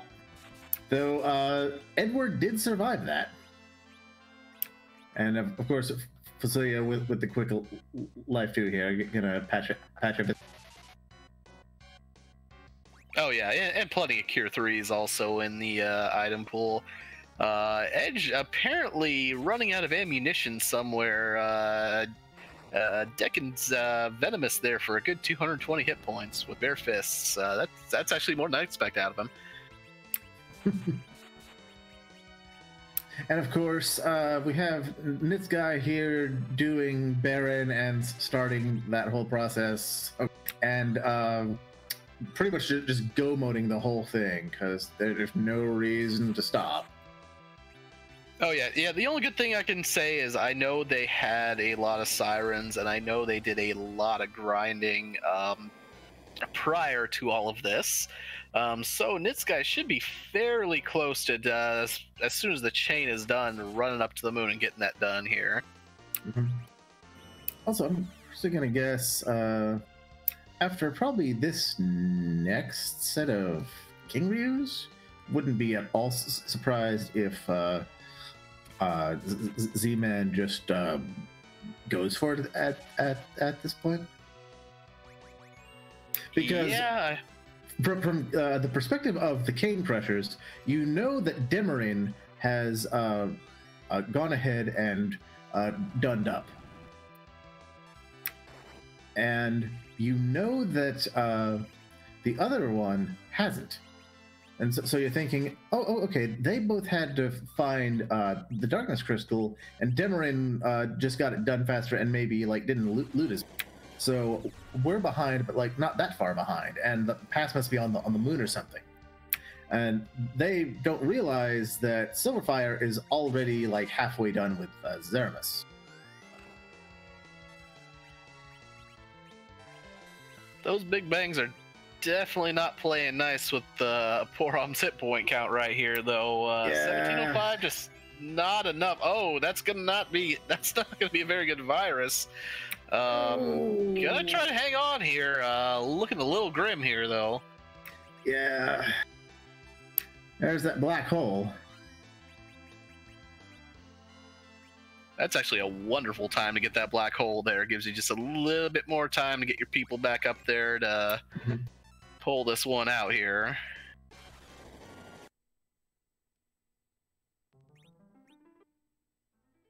I might have tried to heal up the 2 living members than trying to drop the... Yep, there's the reset. Yep, just going for a reset at this point.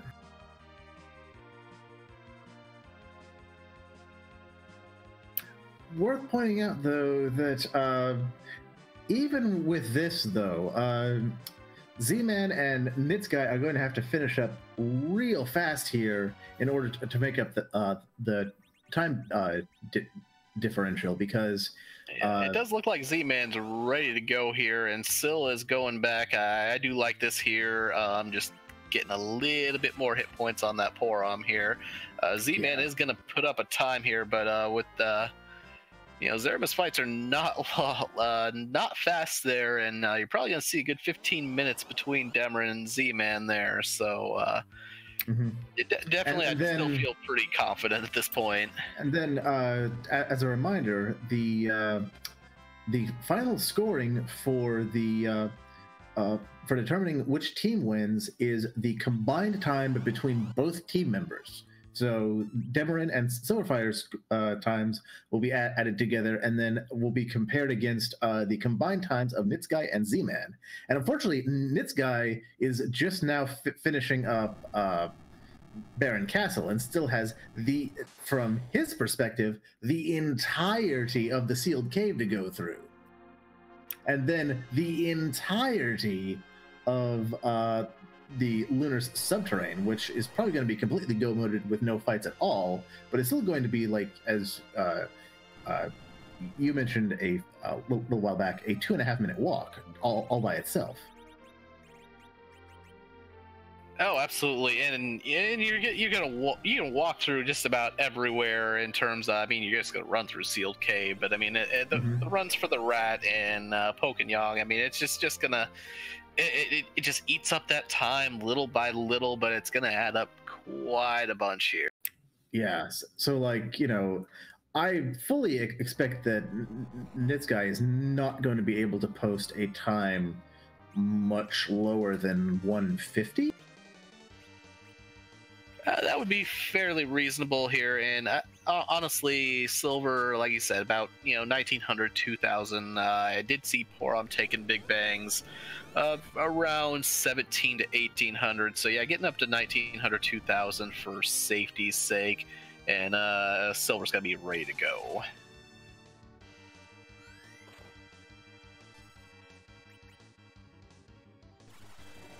Yep. Never quite managed to get those 10 key items for the doubled experience, which is going to hurt on this a little bit. But yeah, 2,000 health on Porom would be almost a little bit excessive. Sadly, there's not too much that you can probably do for Edward without just stuffing him full of gold apples, which we don't have direct access. Yeah, he starts getting he does, and I've done a few more K4s here as of late. Yeah. Just kind of get back into things here. Once you get past level 60, I know everybody says level 70 is that big, and there you are, some people say, hey, he's getting past 70. He actually, his hit points actually finally start taking off around level 60-ish.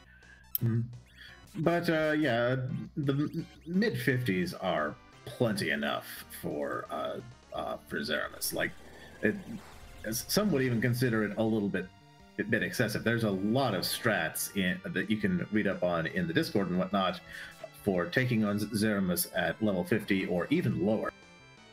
Yeah, and I don't even feel bad. Like, if I'm Silverfire, I don't feel bad about taking a few extra grind fights just to put Porom way out of threat range with the cushion Demerin has given the team there.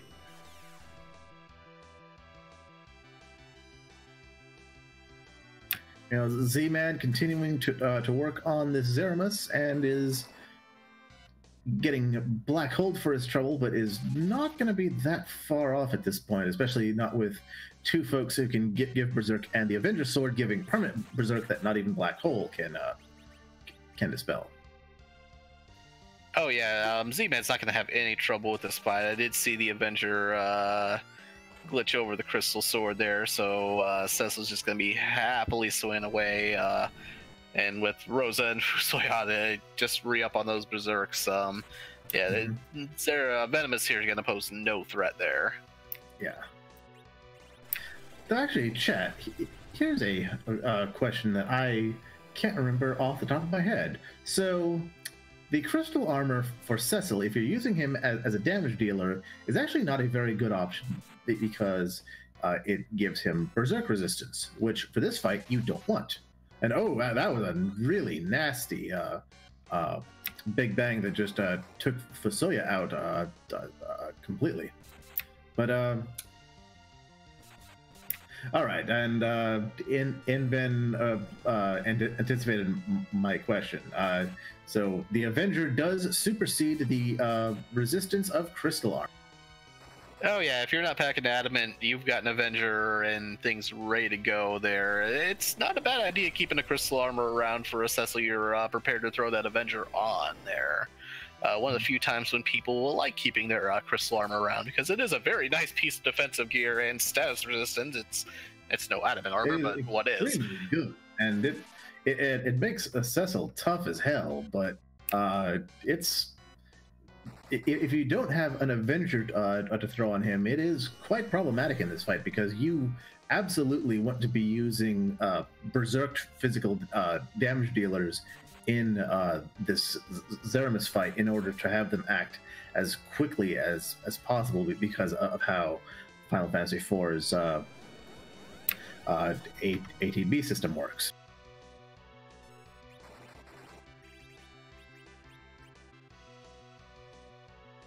Oh, Rosa eating a nuke. Oh, Oh, that was a very high rolled nuke. The good news is that even with eating that nuke there, it means that next Big Bang is quite a ways away, and she's ready and waiting with that Cure 4 there. Mm-hmm. Not bothering to res for Soya to get some of the other berserks back up, but honestly, probably just playing it safe and making sure that you you Cure for each one of those Big Bangs at this point. Doing it real vanilla style now, especially since you haven't seen the other team member not done. So you're thinking, well, maybe something's happened over on the other team, and we can still pull it out. There's the rocks coming down from Venomous. That one's almost.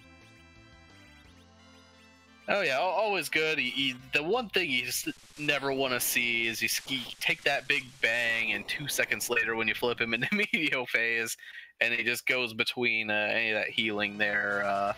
But there goes Venomous goes down. GG Z-Man, 143.56. Yep. Get your GGs in chat.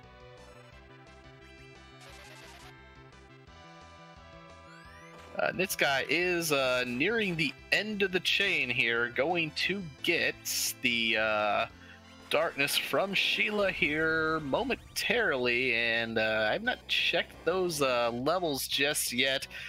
Should be almost ready already to go pull Zeramis, but and also not sure they just have yet. The Kain Crushers have definitively forgotten how many chests there are in Sylph at this point, or are just completely tunnel visioning, because once again walked right by that. It's easy to kind of say there's a little yeah. I could honestly say it just might have been a little bit of second guessing. It's like, you know, maybe there's been a lot of seeds out there where Sylph has just been a complete bust, and it's yeah, it's just been kind of a weird thing. But I mean, it just held, skipping it just sent them down the long road of the Baron key, and yep. There you go. Especially since the internal logic of the seed said you can reach Zeramis without the Dark Crystal, so the Dark Crystal is buried way deep in the logic there. With the logic is that the Dark Crystal, I don't think it can ever be on the moon itself. It still has to give you a way to use the Dark Crystal to get to the moon, although I'm sure someone in chat will correct me on that if I'm wrong. But you can only get the Dark Crystal somewhere on Earth. But if the pass is available on Earth, then the Dark Crystal can be virtually anywhere, because the logic will deposit it, just somewhere on Earth. Yeah, well, I mean, the Darkness Crystal does have to be on Earth there, just because the one key item, as Invenerable just said, one key item is available in every seed, and you have to be able to get everywhere. So the Darkness has to be somewhere to put you up on the moon, regardless of where the pass is.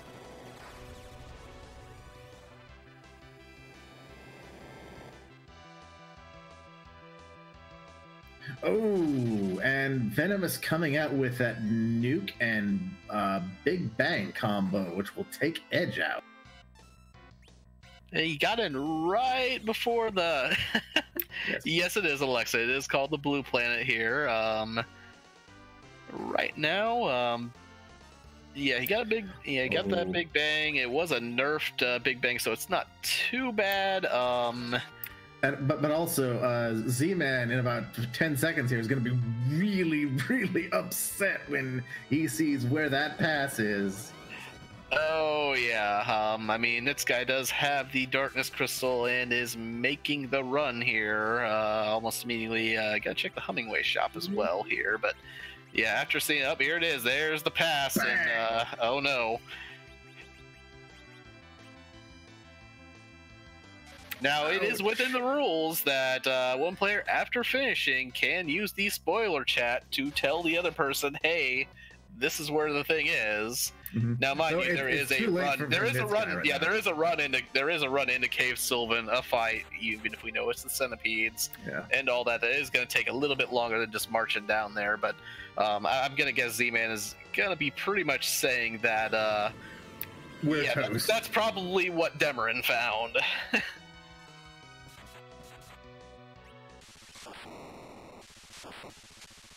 And Nip, there we go. There's Meteo for Silverfire. So does look like our team Sylvan Spelunkers is going to take it, and we will wave hi to Rydia also as well one more time before as this guy runs down to the final Rydia. Here. Yep. And GG Silverfire. Get your GGs in chat. And that is going to be a victory for the Sylvan Spelunkers. And let's see if we can get him into chat here real quick.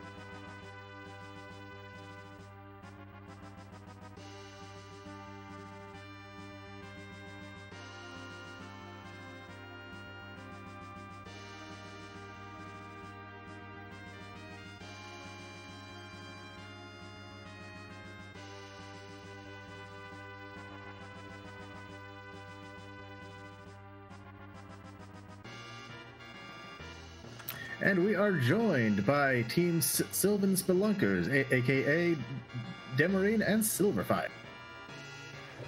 Hello. Hi. Hello.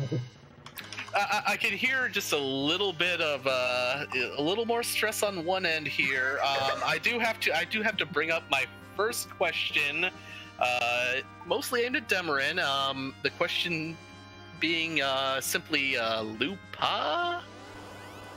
I wasn't going to go there, but that's a different randomizer altogether. I don't want to talk about it.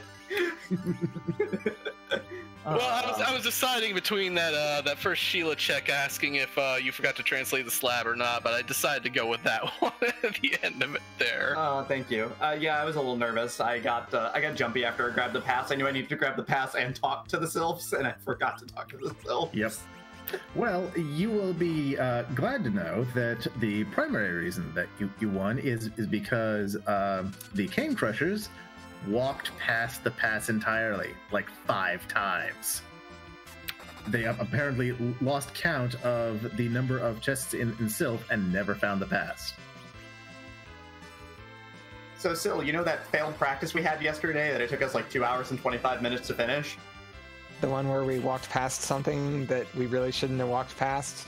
Yeah, but we didn't go back for it. We even talked about it, but then didn't go back for it. Right, for like 45 minutes because I thought you were going to do it and you thought I was going to do it. Yeah. At least we did that in practice and not live. At least we had a completely accurate count of every single treasure chest in the game. Oh, yes. Yep. So just to put this in perspective, the rabbit hole you missed was turned out to be the Baron key, which led to the rat tail, which led to the Luca key, which led to the pan, which led to Sheila 2, who finally handed over the darkness crystal.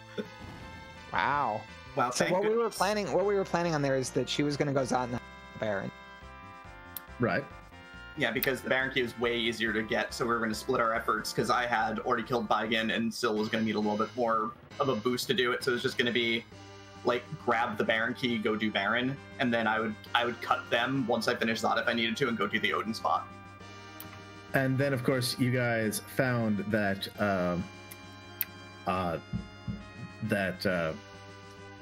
Legend Sword in Zot and realized, oh, we're in go mode. Oh, yes. Oh, yeah, they were. The one thing is, like, there was like this big meeting. I think everybody was in Sylv Cave when you guys hit pass. And I don't know if they just kind of said, or they, like you said, I don't know if they just got miscounted or what have you. Nitz and Z-Man just like, hey, we've got this Earth Crystal, because I know Z-Man hit that Earth Crystal really early. I think it was actually the first one to the Earth Crystal. Kind of went out to do that. There was Baron Key out there. Checks just kind of started going down. We're like, no, go back, get your pass. It was really close up to that point. And that's when you really pulled away. Well, you gotta be good to get lucky, I guess. No, it was very. I mean, what were your thoughts on that seed other than what we've already went over here? I was in starvation mode basically the whole time. I was like, I only had 7 key items. My 8th key item was the crystal, so I was like still too short of being able to really grind fast. I was sitting there with Porum. It's like, okay, I'll get a pro. Like, I know I can get a pro ring. Like, I'll check the Earth Crystal chests. If there's like adamant armor there or something, then that's good. I know there's a pro ring in Antlion Cave I can go get if that doesn't have anything. I got a pro ring out of that instead. But like, it wasn't enough. I just still kept getting damage rolled on Zeromus, even with 2 magic evasion items. Mm-hmm. I also noticed that you tried to do that evil wall fight quite early. Like, we were actually commenting on it here in the sort of virtual booth, where you tried to fight the evil wall with, I think, only 1 boss killed on Fu. That's accurate. In fact, I believe I ended up fighting it with only 1 boss killed on Fu, because like the only thing I had done was Hobbs into Eblan Cave stuff. Yeah, and then most other runners did that with about upwards of 10 bosses killed on their Fusias, so they had a significantly easier time with that. Yeah. For me, like, I realized, like, when Demerin pointed out that my ribbon would crushes, then I knew I could do it with just the Moonveil. Yeah, it was definitely a thing, and it was actually a really impressive grind there on that summer there. Everybody's saying casual 50,000 XP, but that definitely got you there.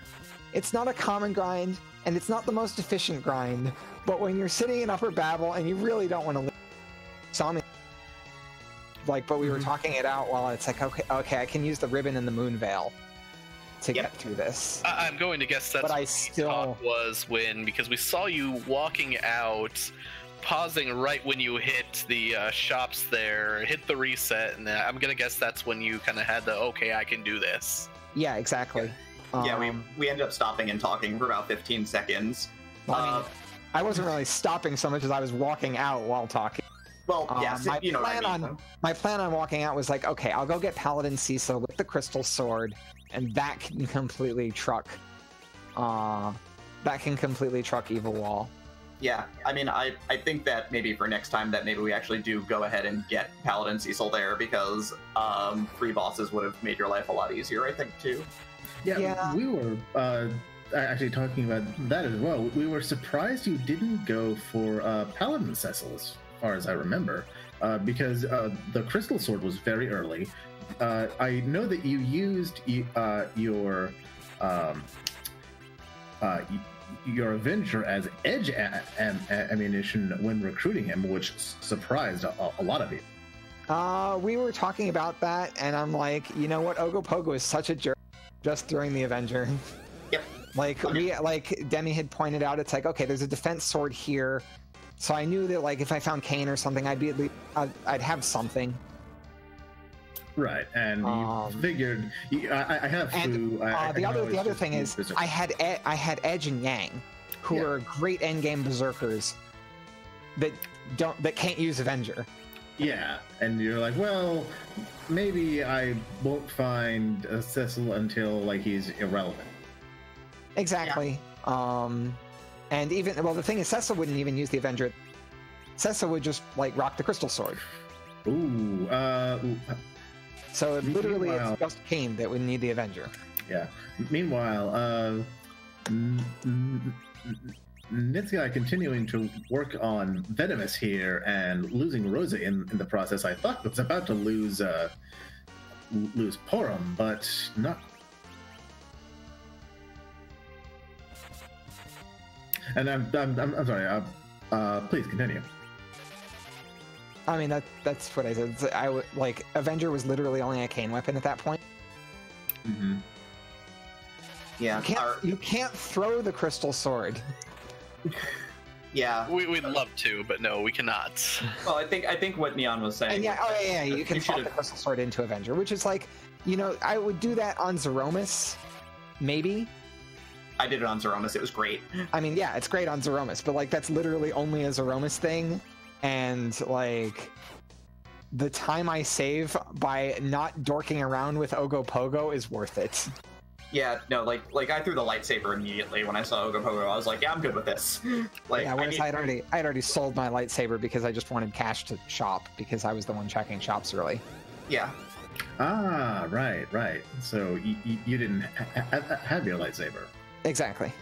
Yeah, so I think there's definitely some things that we're gonna talk out and work on for next time, because I think that my run was obviously solid, but I think that there's a lot of things we could probably do to make Syl's run a lot tighter so that we can, really, keep doing better. Mm-hmm. Yeah, just that Rosa over Poron there. I mean, I kind of think of that Poron being able to stand just a little bit more. It would have been a little faster, but I mean, just just by virtue of having all that extra time, you definitely had the time to come out there with a little bit more grind and just kind of. Yeah, I didn't want to regrind, and I thought the magic resistance would have been enough. Yeah, I think I mentioned that regrind was the play there. Yeah, it's especially because we knew that the other team hadn't finished yet, so it's like play it safe, make sure you don't wipe again. Yeah, and as chat points out, Nitz here is showing us some true low-level strats. These are low-level strats, all right. That is a Porum with less than 1,400 health, and has also a Porum that is not actually dead. Wow. What on earth is that Porum wearing? It's got a lot of variance. I've seen nukes just go from 400 to 4,000 in this fight here. I remember watching. Lost, Silver here, but Silver either bowing out or possibly lost connection. But and Neon, I do not have the commentator curse powers often. I do not know how to wield them responsibly. There we go. That's the point, though, is you don't wield them responsibly. You just throw them out there. Yes, precisely. You have these powers, use them for evil.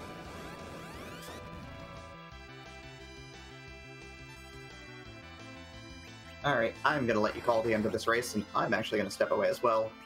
Alrighty. Absolutely. GG to both of you again. GG to both of you, and well played. I think that was entertaining for everybody to watch. Thanks.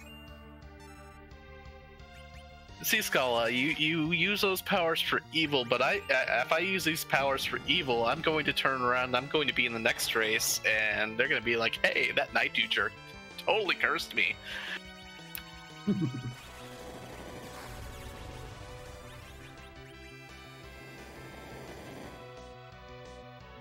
Alright. This guy still not quite into Rock's phase here. Might have a little bit of trouble with losing Rosa, but should still be able to pull it out. Oh, that's not a good time to run out of MP on Fu, though. Not quite.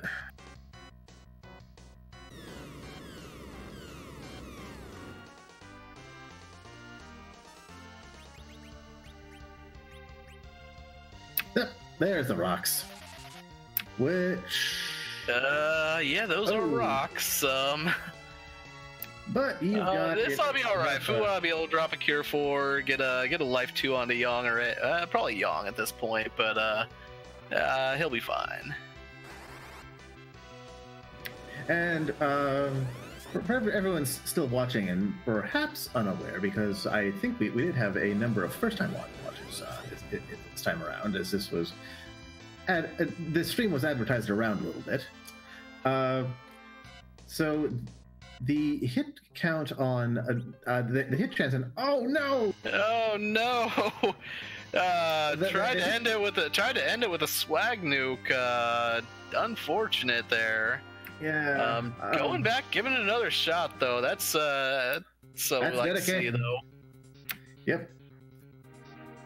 Well, we always like to see some dedication like that.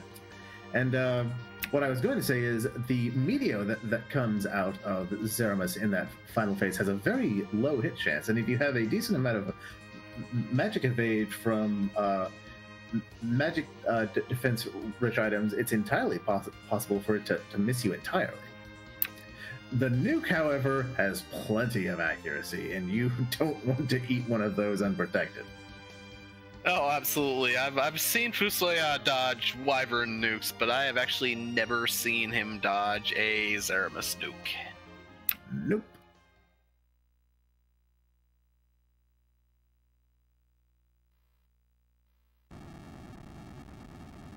Yeah, no, for the levels Nitz is doing this at, that was actually really well done. It's kind of sad to see it end like right there at the finish.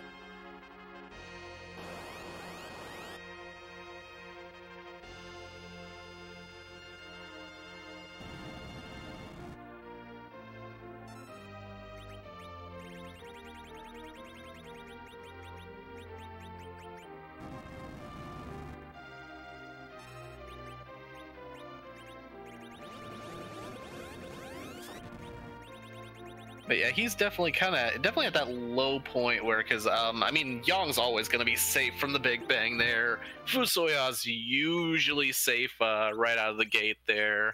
But definitely with all those other three characters, Edge usually isn't packing that much magic defense. Usually, if you're running them with like Black Belt, Zeus gauntlets, all that kind of stuff there. So yeah, it's definitely kind of one of those things where you kind of definitely want to be playing the nerf game here. But even then, those counter nukes hurt. Oh, and that Silk Web manages to whiff because Zeramus had not yet lost his evasion bonus from being in first form. That actually takes a little while to go. So, having to slow the old-fashioned way, and Rosa eats a nuke for.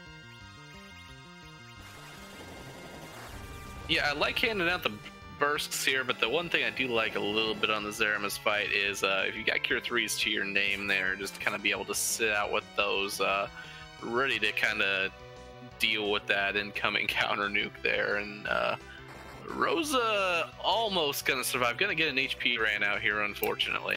Yeah. Like 10 HP short of survival.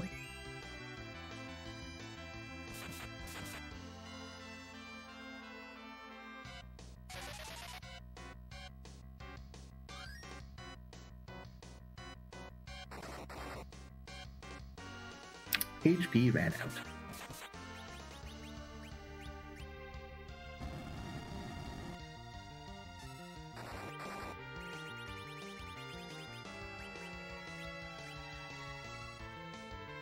Yeah, say Edge and Yang are doing plenty of damage here. Even if that's 2100 coming from Yang. Yang usually pretty good at punching multiple times before Zeramus gets that next turn off there. Yeah. I believe you mentioned this a little while ago, Night Dew, but Yang is very much a classic Final Fantasy monk in that each one of his levels really contributes to how much damage he does, and even if you get a few more levels on him, his damage will skyrocket, and also his agility will skyrocket, and he will get like 2 attacks off in the same time it can take someone else to get a single attack off. Yeah, actually his agility isn't huge, but the other reason why people seem to like level 52 on him is that is when he hits his 28 break point. So that's going to happen there. Did Rosa just berserk herself? I believe the strat that Nitz is trying to go with is Berserker Rosa, Yang, and Edge. I mean, because Berserker Rosa is also very much a thing. Like, especially okay, yeah, she's got some pretty good weapons on her there. Yeah, if you give her the Artemis bow, and especially if you can find a heroine shirt / Minerva bustier, those two together give her plus 30 agility and strength, and also have, and especially paired with the Artemis arrows, have a lot of base attack power. So a fully equipped Rosa is capable of doing quite a lot of damage. And oh no! Oh! And this guy goes down again. Yeah, that wasn't an accident there. That was planned, but yeah, it's the heroine is actually was renamed or was retranslated into the Minerva Bustier in the at least I'm pretty sure it was in the later versions. And actually, it looks like we're gonna do an equipment swap here. Looks like we're gonna give Rosa a silent staff and shift back into casting. Looks like, yeah. Honestly, at this point, you know, hey, he's gonna do it, so I'm not even gonna say anything more. If he wants to do it, just let him. Yeah. I might pop like one more siren, but hey. Yep. Mostly consigning Porum to being dead weight here, unfortunately.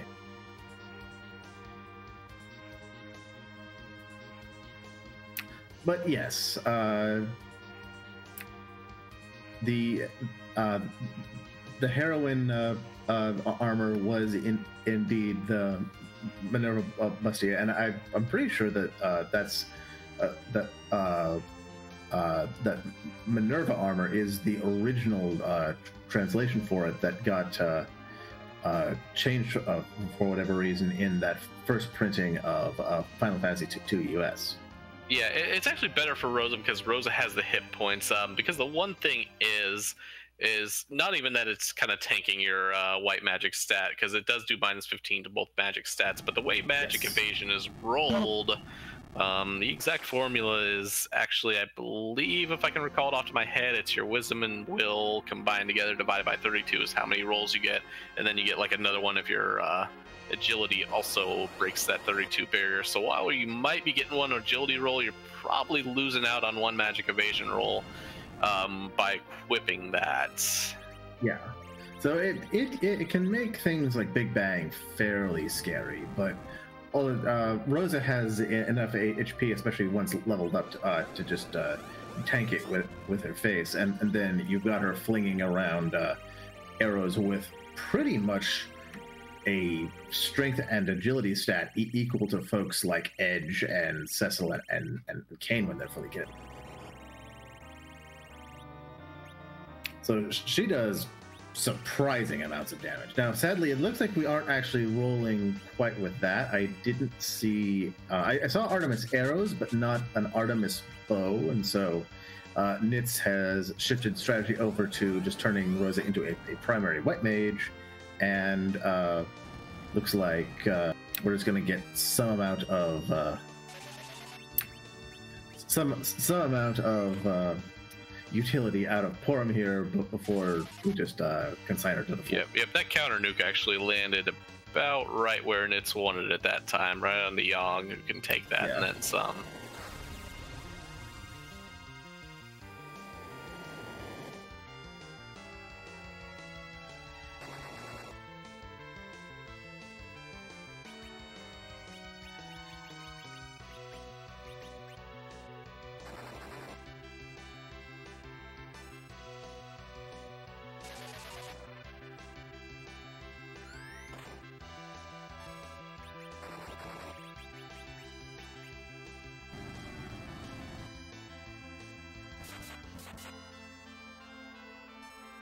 But yeah, after looking at it, Edge is definitely the primary damage here, so definitely probably more priority to keep him berserked over anything here, over Yang even.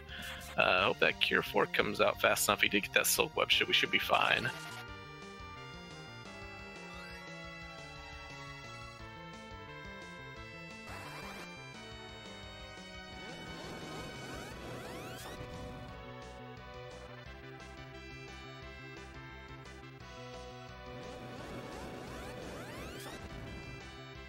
Nit's going for direct nuke strats. I'm slightly surprised that we aren't doing any reflex or anything.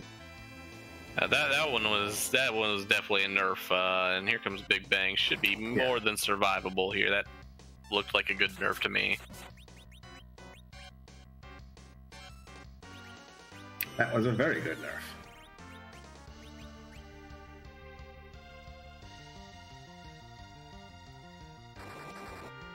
I do wonder if Nitz has any of those Excaliburs left over to throw. I don't think we did not find a spoon there, but yeah, or could just be saving it for later in the fight, because you know, when you're kind of getting a little lower on resources, probably the time when you want to actually start busting those out there.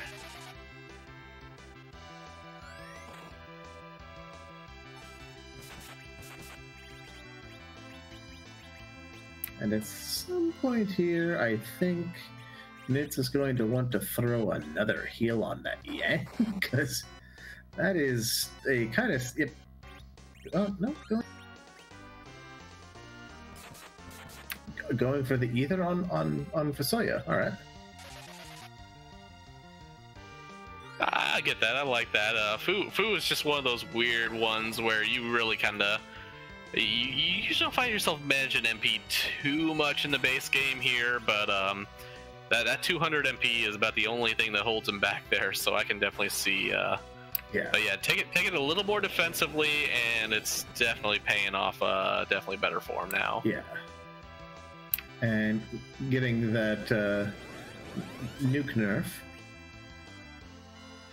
This can sometimes be a little bit hard to time, but when you have someone like Fusoya who can cast a nuke fairly quickly, and you have someone like Yang or even maybe Porum who can reliably tank those nukes. It's a lot easier to land those consistently, and yes, it does appear as if the phase change happened, because we are getting a lot of Berserker auto attacks in, and yep, he just shook again. Did adjust to throw a slow out there. Now we do know finally that that black hole does not actually remove Zeramis' slow, but that is one of the better spells to nerf a Big Bang on. So Zeramis Venomous actually only having highs for Yang right now, which is totally fine for Nitsky here. Yep. Hopefully Yang survives this. That's kind of spooky. No. Ooh, that phase change. That phase change did mess a lot of things up, but there's still. This is still plenty salvageable. Oh yeah, I'm pretty sure that Nitsky was actually expecting Porum to go down significantly before this.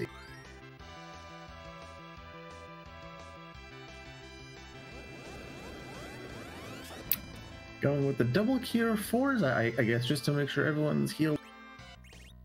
I might have gone for the, oh, that could hurt a little bit. Nope. Fusoya's alright. There's that Avenger getting thrown again. Saddest Avengers, all of the seed here. And yep, there's the life 2 on Yang. That, gonna throw it to defense. Just sort of hacking away through this the back half of Zeramis' 8 HP. And once Nitsky has Zeramis down here, we will pull Team Kain's Crushers into an interview here, get their thoughts on the seed, and from there we will hand the mic back over to Charlie Kitty, who will see us out. There we go. We got rocks here, so there we go. It did get there, and should be the victory lap coming on here right now.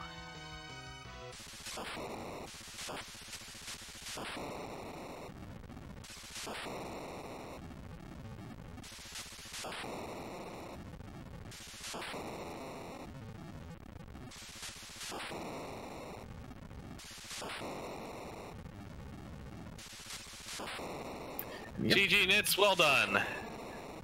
And thank you for hanging in there. I love always seeing that there. I just like the forfeit, so I think it's awesome when you stick around even through that. So, good for. And we are joined by Nick Guy and Z-Man. GG to both. Thank you. I appreciate that. Yes, thank you. So first thoughts of that seed there. What do you guys think? Not terrible. It kind of another surprise that there was nothing up on the moon, really. But otherwise, that evil wall could have been mean. But yeah, not kind of trolly, little windy, but not terrible. I'm gonna guess, given that answer, well, I know you didn't get to look at the spoilers yet there, but you were way. I mean, you were right there with the Sylvan Spelunkers up until one point. I can tell you what that point is. And I do have to ask you, what was the whole "let's get out of Sylvan Cave" thought there going on there?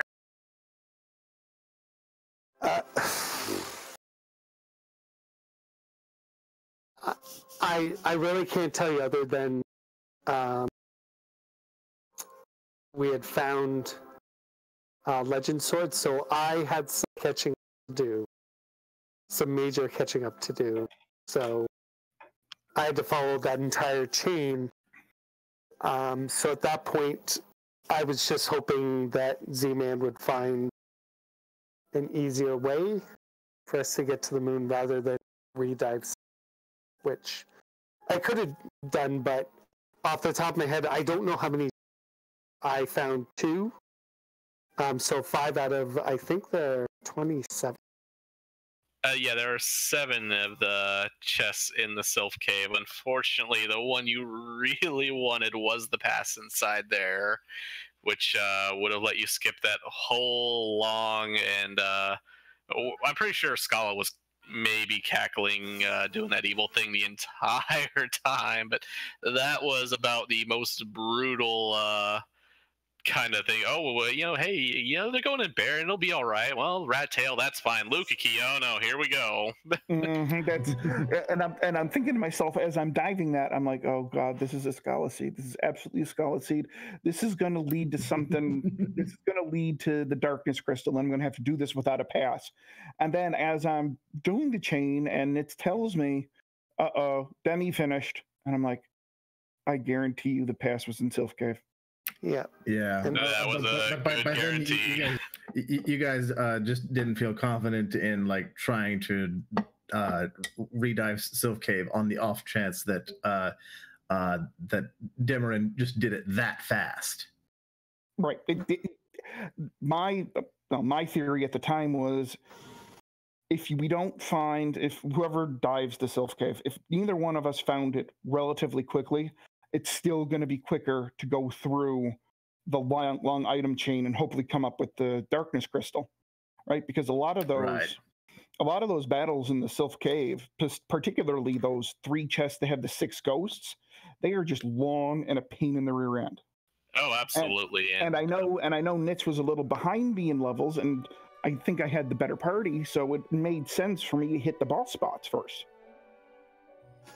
Yeah, only one person on each team decided to cash in that package for their paladin. The funny thing is, now we were kind of thinking one might more do it. I know Silverfire actually threw their Avenger at Ogopogo up on Hobbs. But yeah, well, I mean, there was another one in the seed, but yeah, it was a tale of 2 parties for each team, actually. Yeah, and well, go ahead, Ned. No, the problem was with Sylph Cave. I don't know off the top of my head how many treasure chests overall are in the cave. It's windy, it's long. I had already picked up 2, just at the same time that we had found Legend Sword. So I've got 5 trap chests to find out of, I think I want to say 25. So Yeah, something like that. you're right. Probably in hindsight, it made more sense to probably re-dive Silphcave, and probably for the next match, I will probably consider that in the future, because as we saw there, you went down all the rabbit holes, which eventually got to where I needed to be. The first time I went through Z, that was all on me. I should have just life two'd either one of Edge or Yang and pick them back up and then just hack and slash through the last 12,000 HP. Unfortunately, I thought I should have enough damage with Fu. Here's the new. And he came back and hit me really hard. Yeah. And I think with the whole Silphcave thing, in the practice seeds we've done, and we've done quite a fair number, the Silphcave, generally speaking, hasn't held a lot of value for us. So I was completely comfortable with, all right, Silphcave doesn't have anything usually. Let's just, follow this winding path and get our Darkness Crystal, hopefully, and get up to the moon, do a grind, and be done with it. Yeah, and just so happened this time the Silphcave had value. Yep, that's rando. Yeah. And as it turns out, you thought that the pass was on the moon or something. That's what I was often happens. Yeah, I mean, pretty much speaking, I actually share your sentiment in that more times than not you strike out in Silphcave, but as you said, rando gonna rando, and to be fair, you definitely had the lowest levels there, Misfied. Poron didn't even have Cure 4 there, but you got it done, and hey, we're all happy for that. So we're gonna wish you all the luck in your next matches here coming up, and it was definitely a great way to start off our 2v2 Twinvitational here. Oh yes, that was still an excellent match to watch and commentate, and I think you guys and everyone involved did a fantastic job. Well, thank you. I wanted to just take this moment and this opportunity to thank everybody in Venerable, Scala, Supremacy, yourself, Night Dew, Scala Kitty behind the cackling all the way. I'm not sure who was tracking. Yeah, we do. And just to be a part of this amazing 2v2 Invitational. I wish the result for our team would have been a little bit better, but we can always bounce back in the next race. Yeah, exactly. And I don't think I said this to begin, but I want to say good game to Demi and to Sil. There are no jokes at this game, and losing to those two is absolutely there's no shame in that. They're two great players, and we kept up with them for the most part, and I'm happy with that. Yep. And same here. I know Sil is legendary at FF4, at Dragon Warrior Randomizer. Dem is really good at FE and all these other randos. So, and I've been watching the channel. I see when they practice. I see when they're in the voice chat. So I appreciate them giving 100% effort, and hopefully we'll see them in the finals. Indeedy. Speaking of, I know everything went well tonight. Do we have some dates on some later matches in the Twinvitational, or are we still in scheduling on that?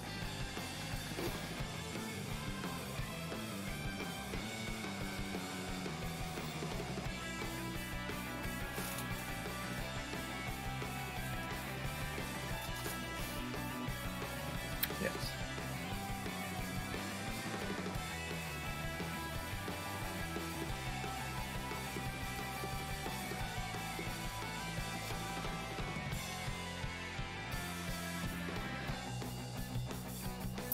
All right, and on that note, I think Night Dew and I will go ahead and hand it off to Charlie Kitty so that she can see. This has been Space Drake. And I do. And thank you all for tuning in and having us sort of bumble our way through commentating this excellent match. We hope that all of our viewers had a great time, and we will hopefully see you next match. And yeah, and just one quick reminder, chat.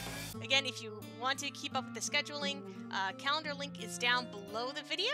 and you can click there. Also, if you are in the main Free Enterprise Discord under FE channel, you will see the link at the very top there for the calendar. Anyway, for tonight, let us go and take all this wonderful energy over to our wonderful friends at RPG Limit Break. They just today started their Questing for Glory 2 RPG speedrunning marathon. Yes, and do, as Neon says, do be sure to follow this channel so you can get your updates as to when we go live. But we are going to go ahead. We are going to host RPG Limit. Hopefully, I have the permissions to do this. And if not, y'all can just go there anyway. Yeah, okay, we are going to... There we go. Yes, we can go ahead. We are going to raid RPG Limit Break. So thank you all again for coming out, for enjoying our opening inaugural event here on the Free Enterprise channel, and I hope y'all have yourselves a lovely evening.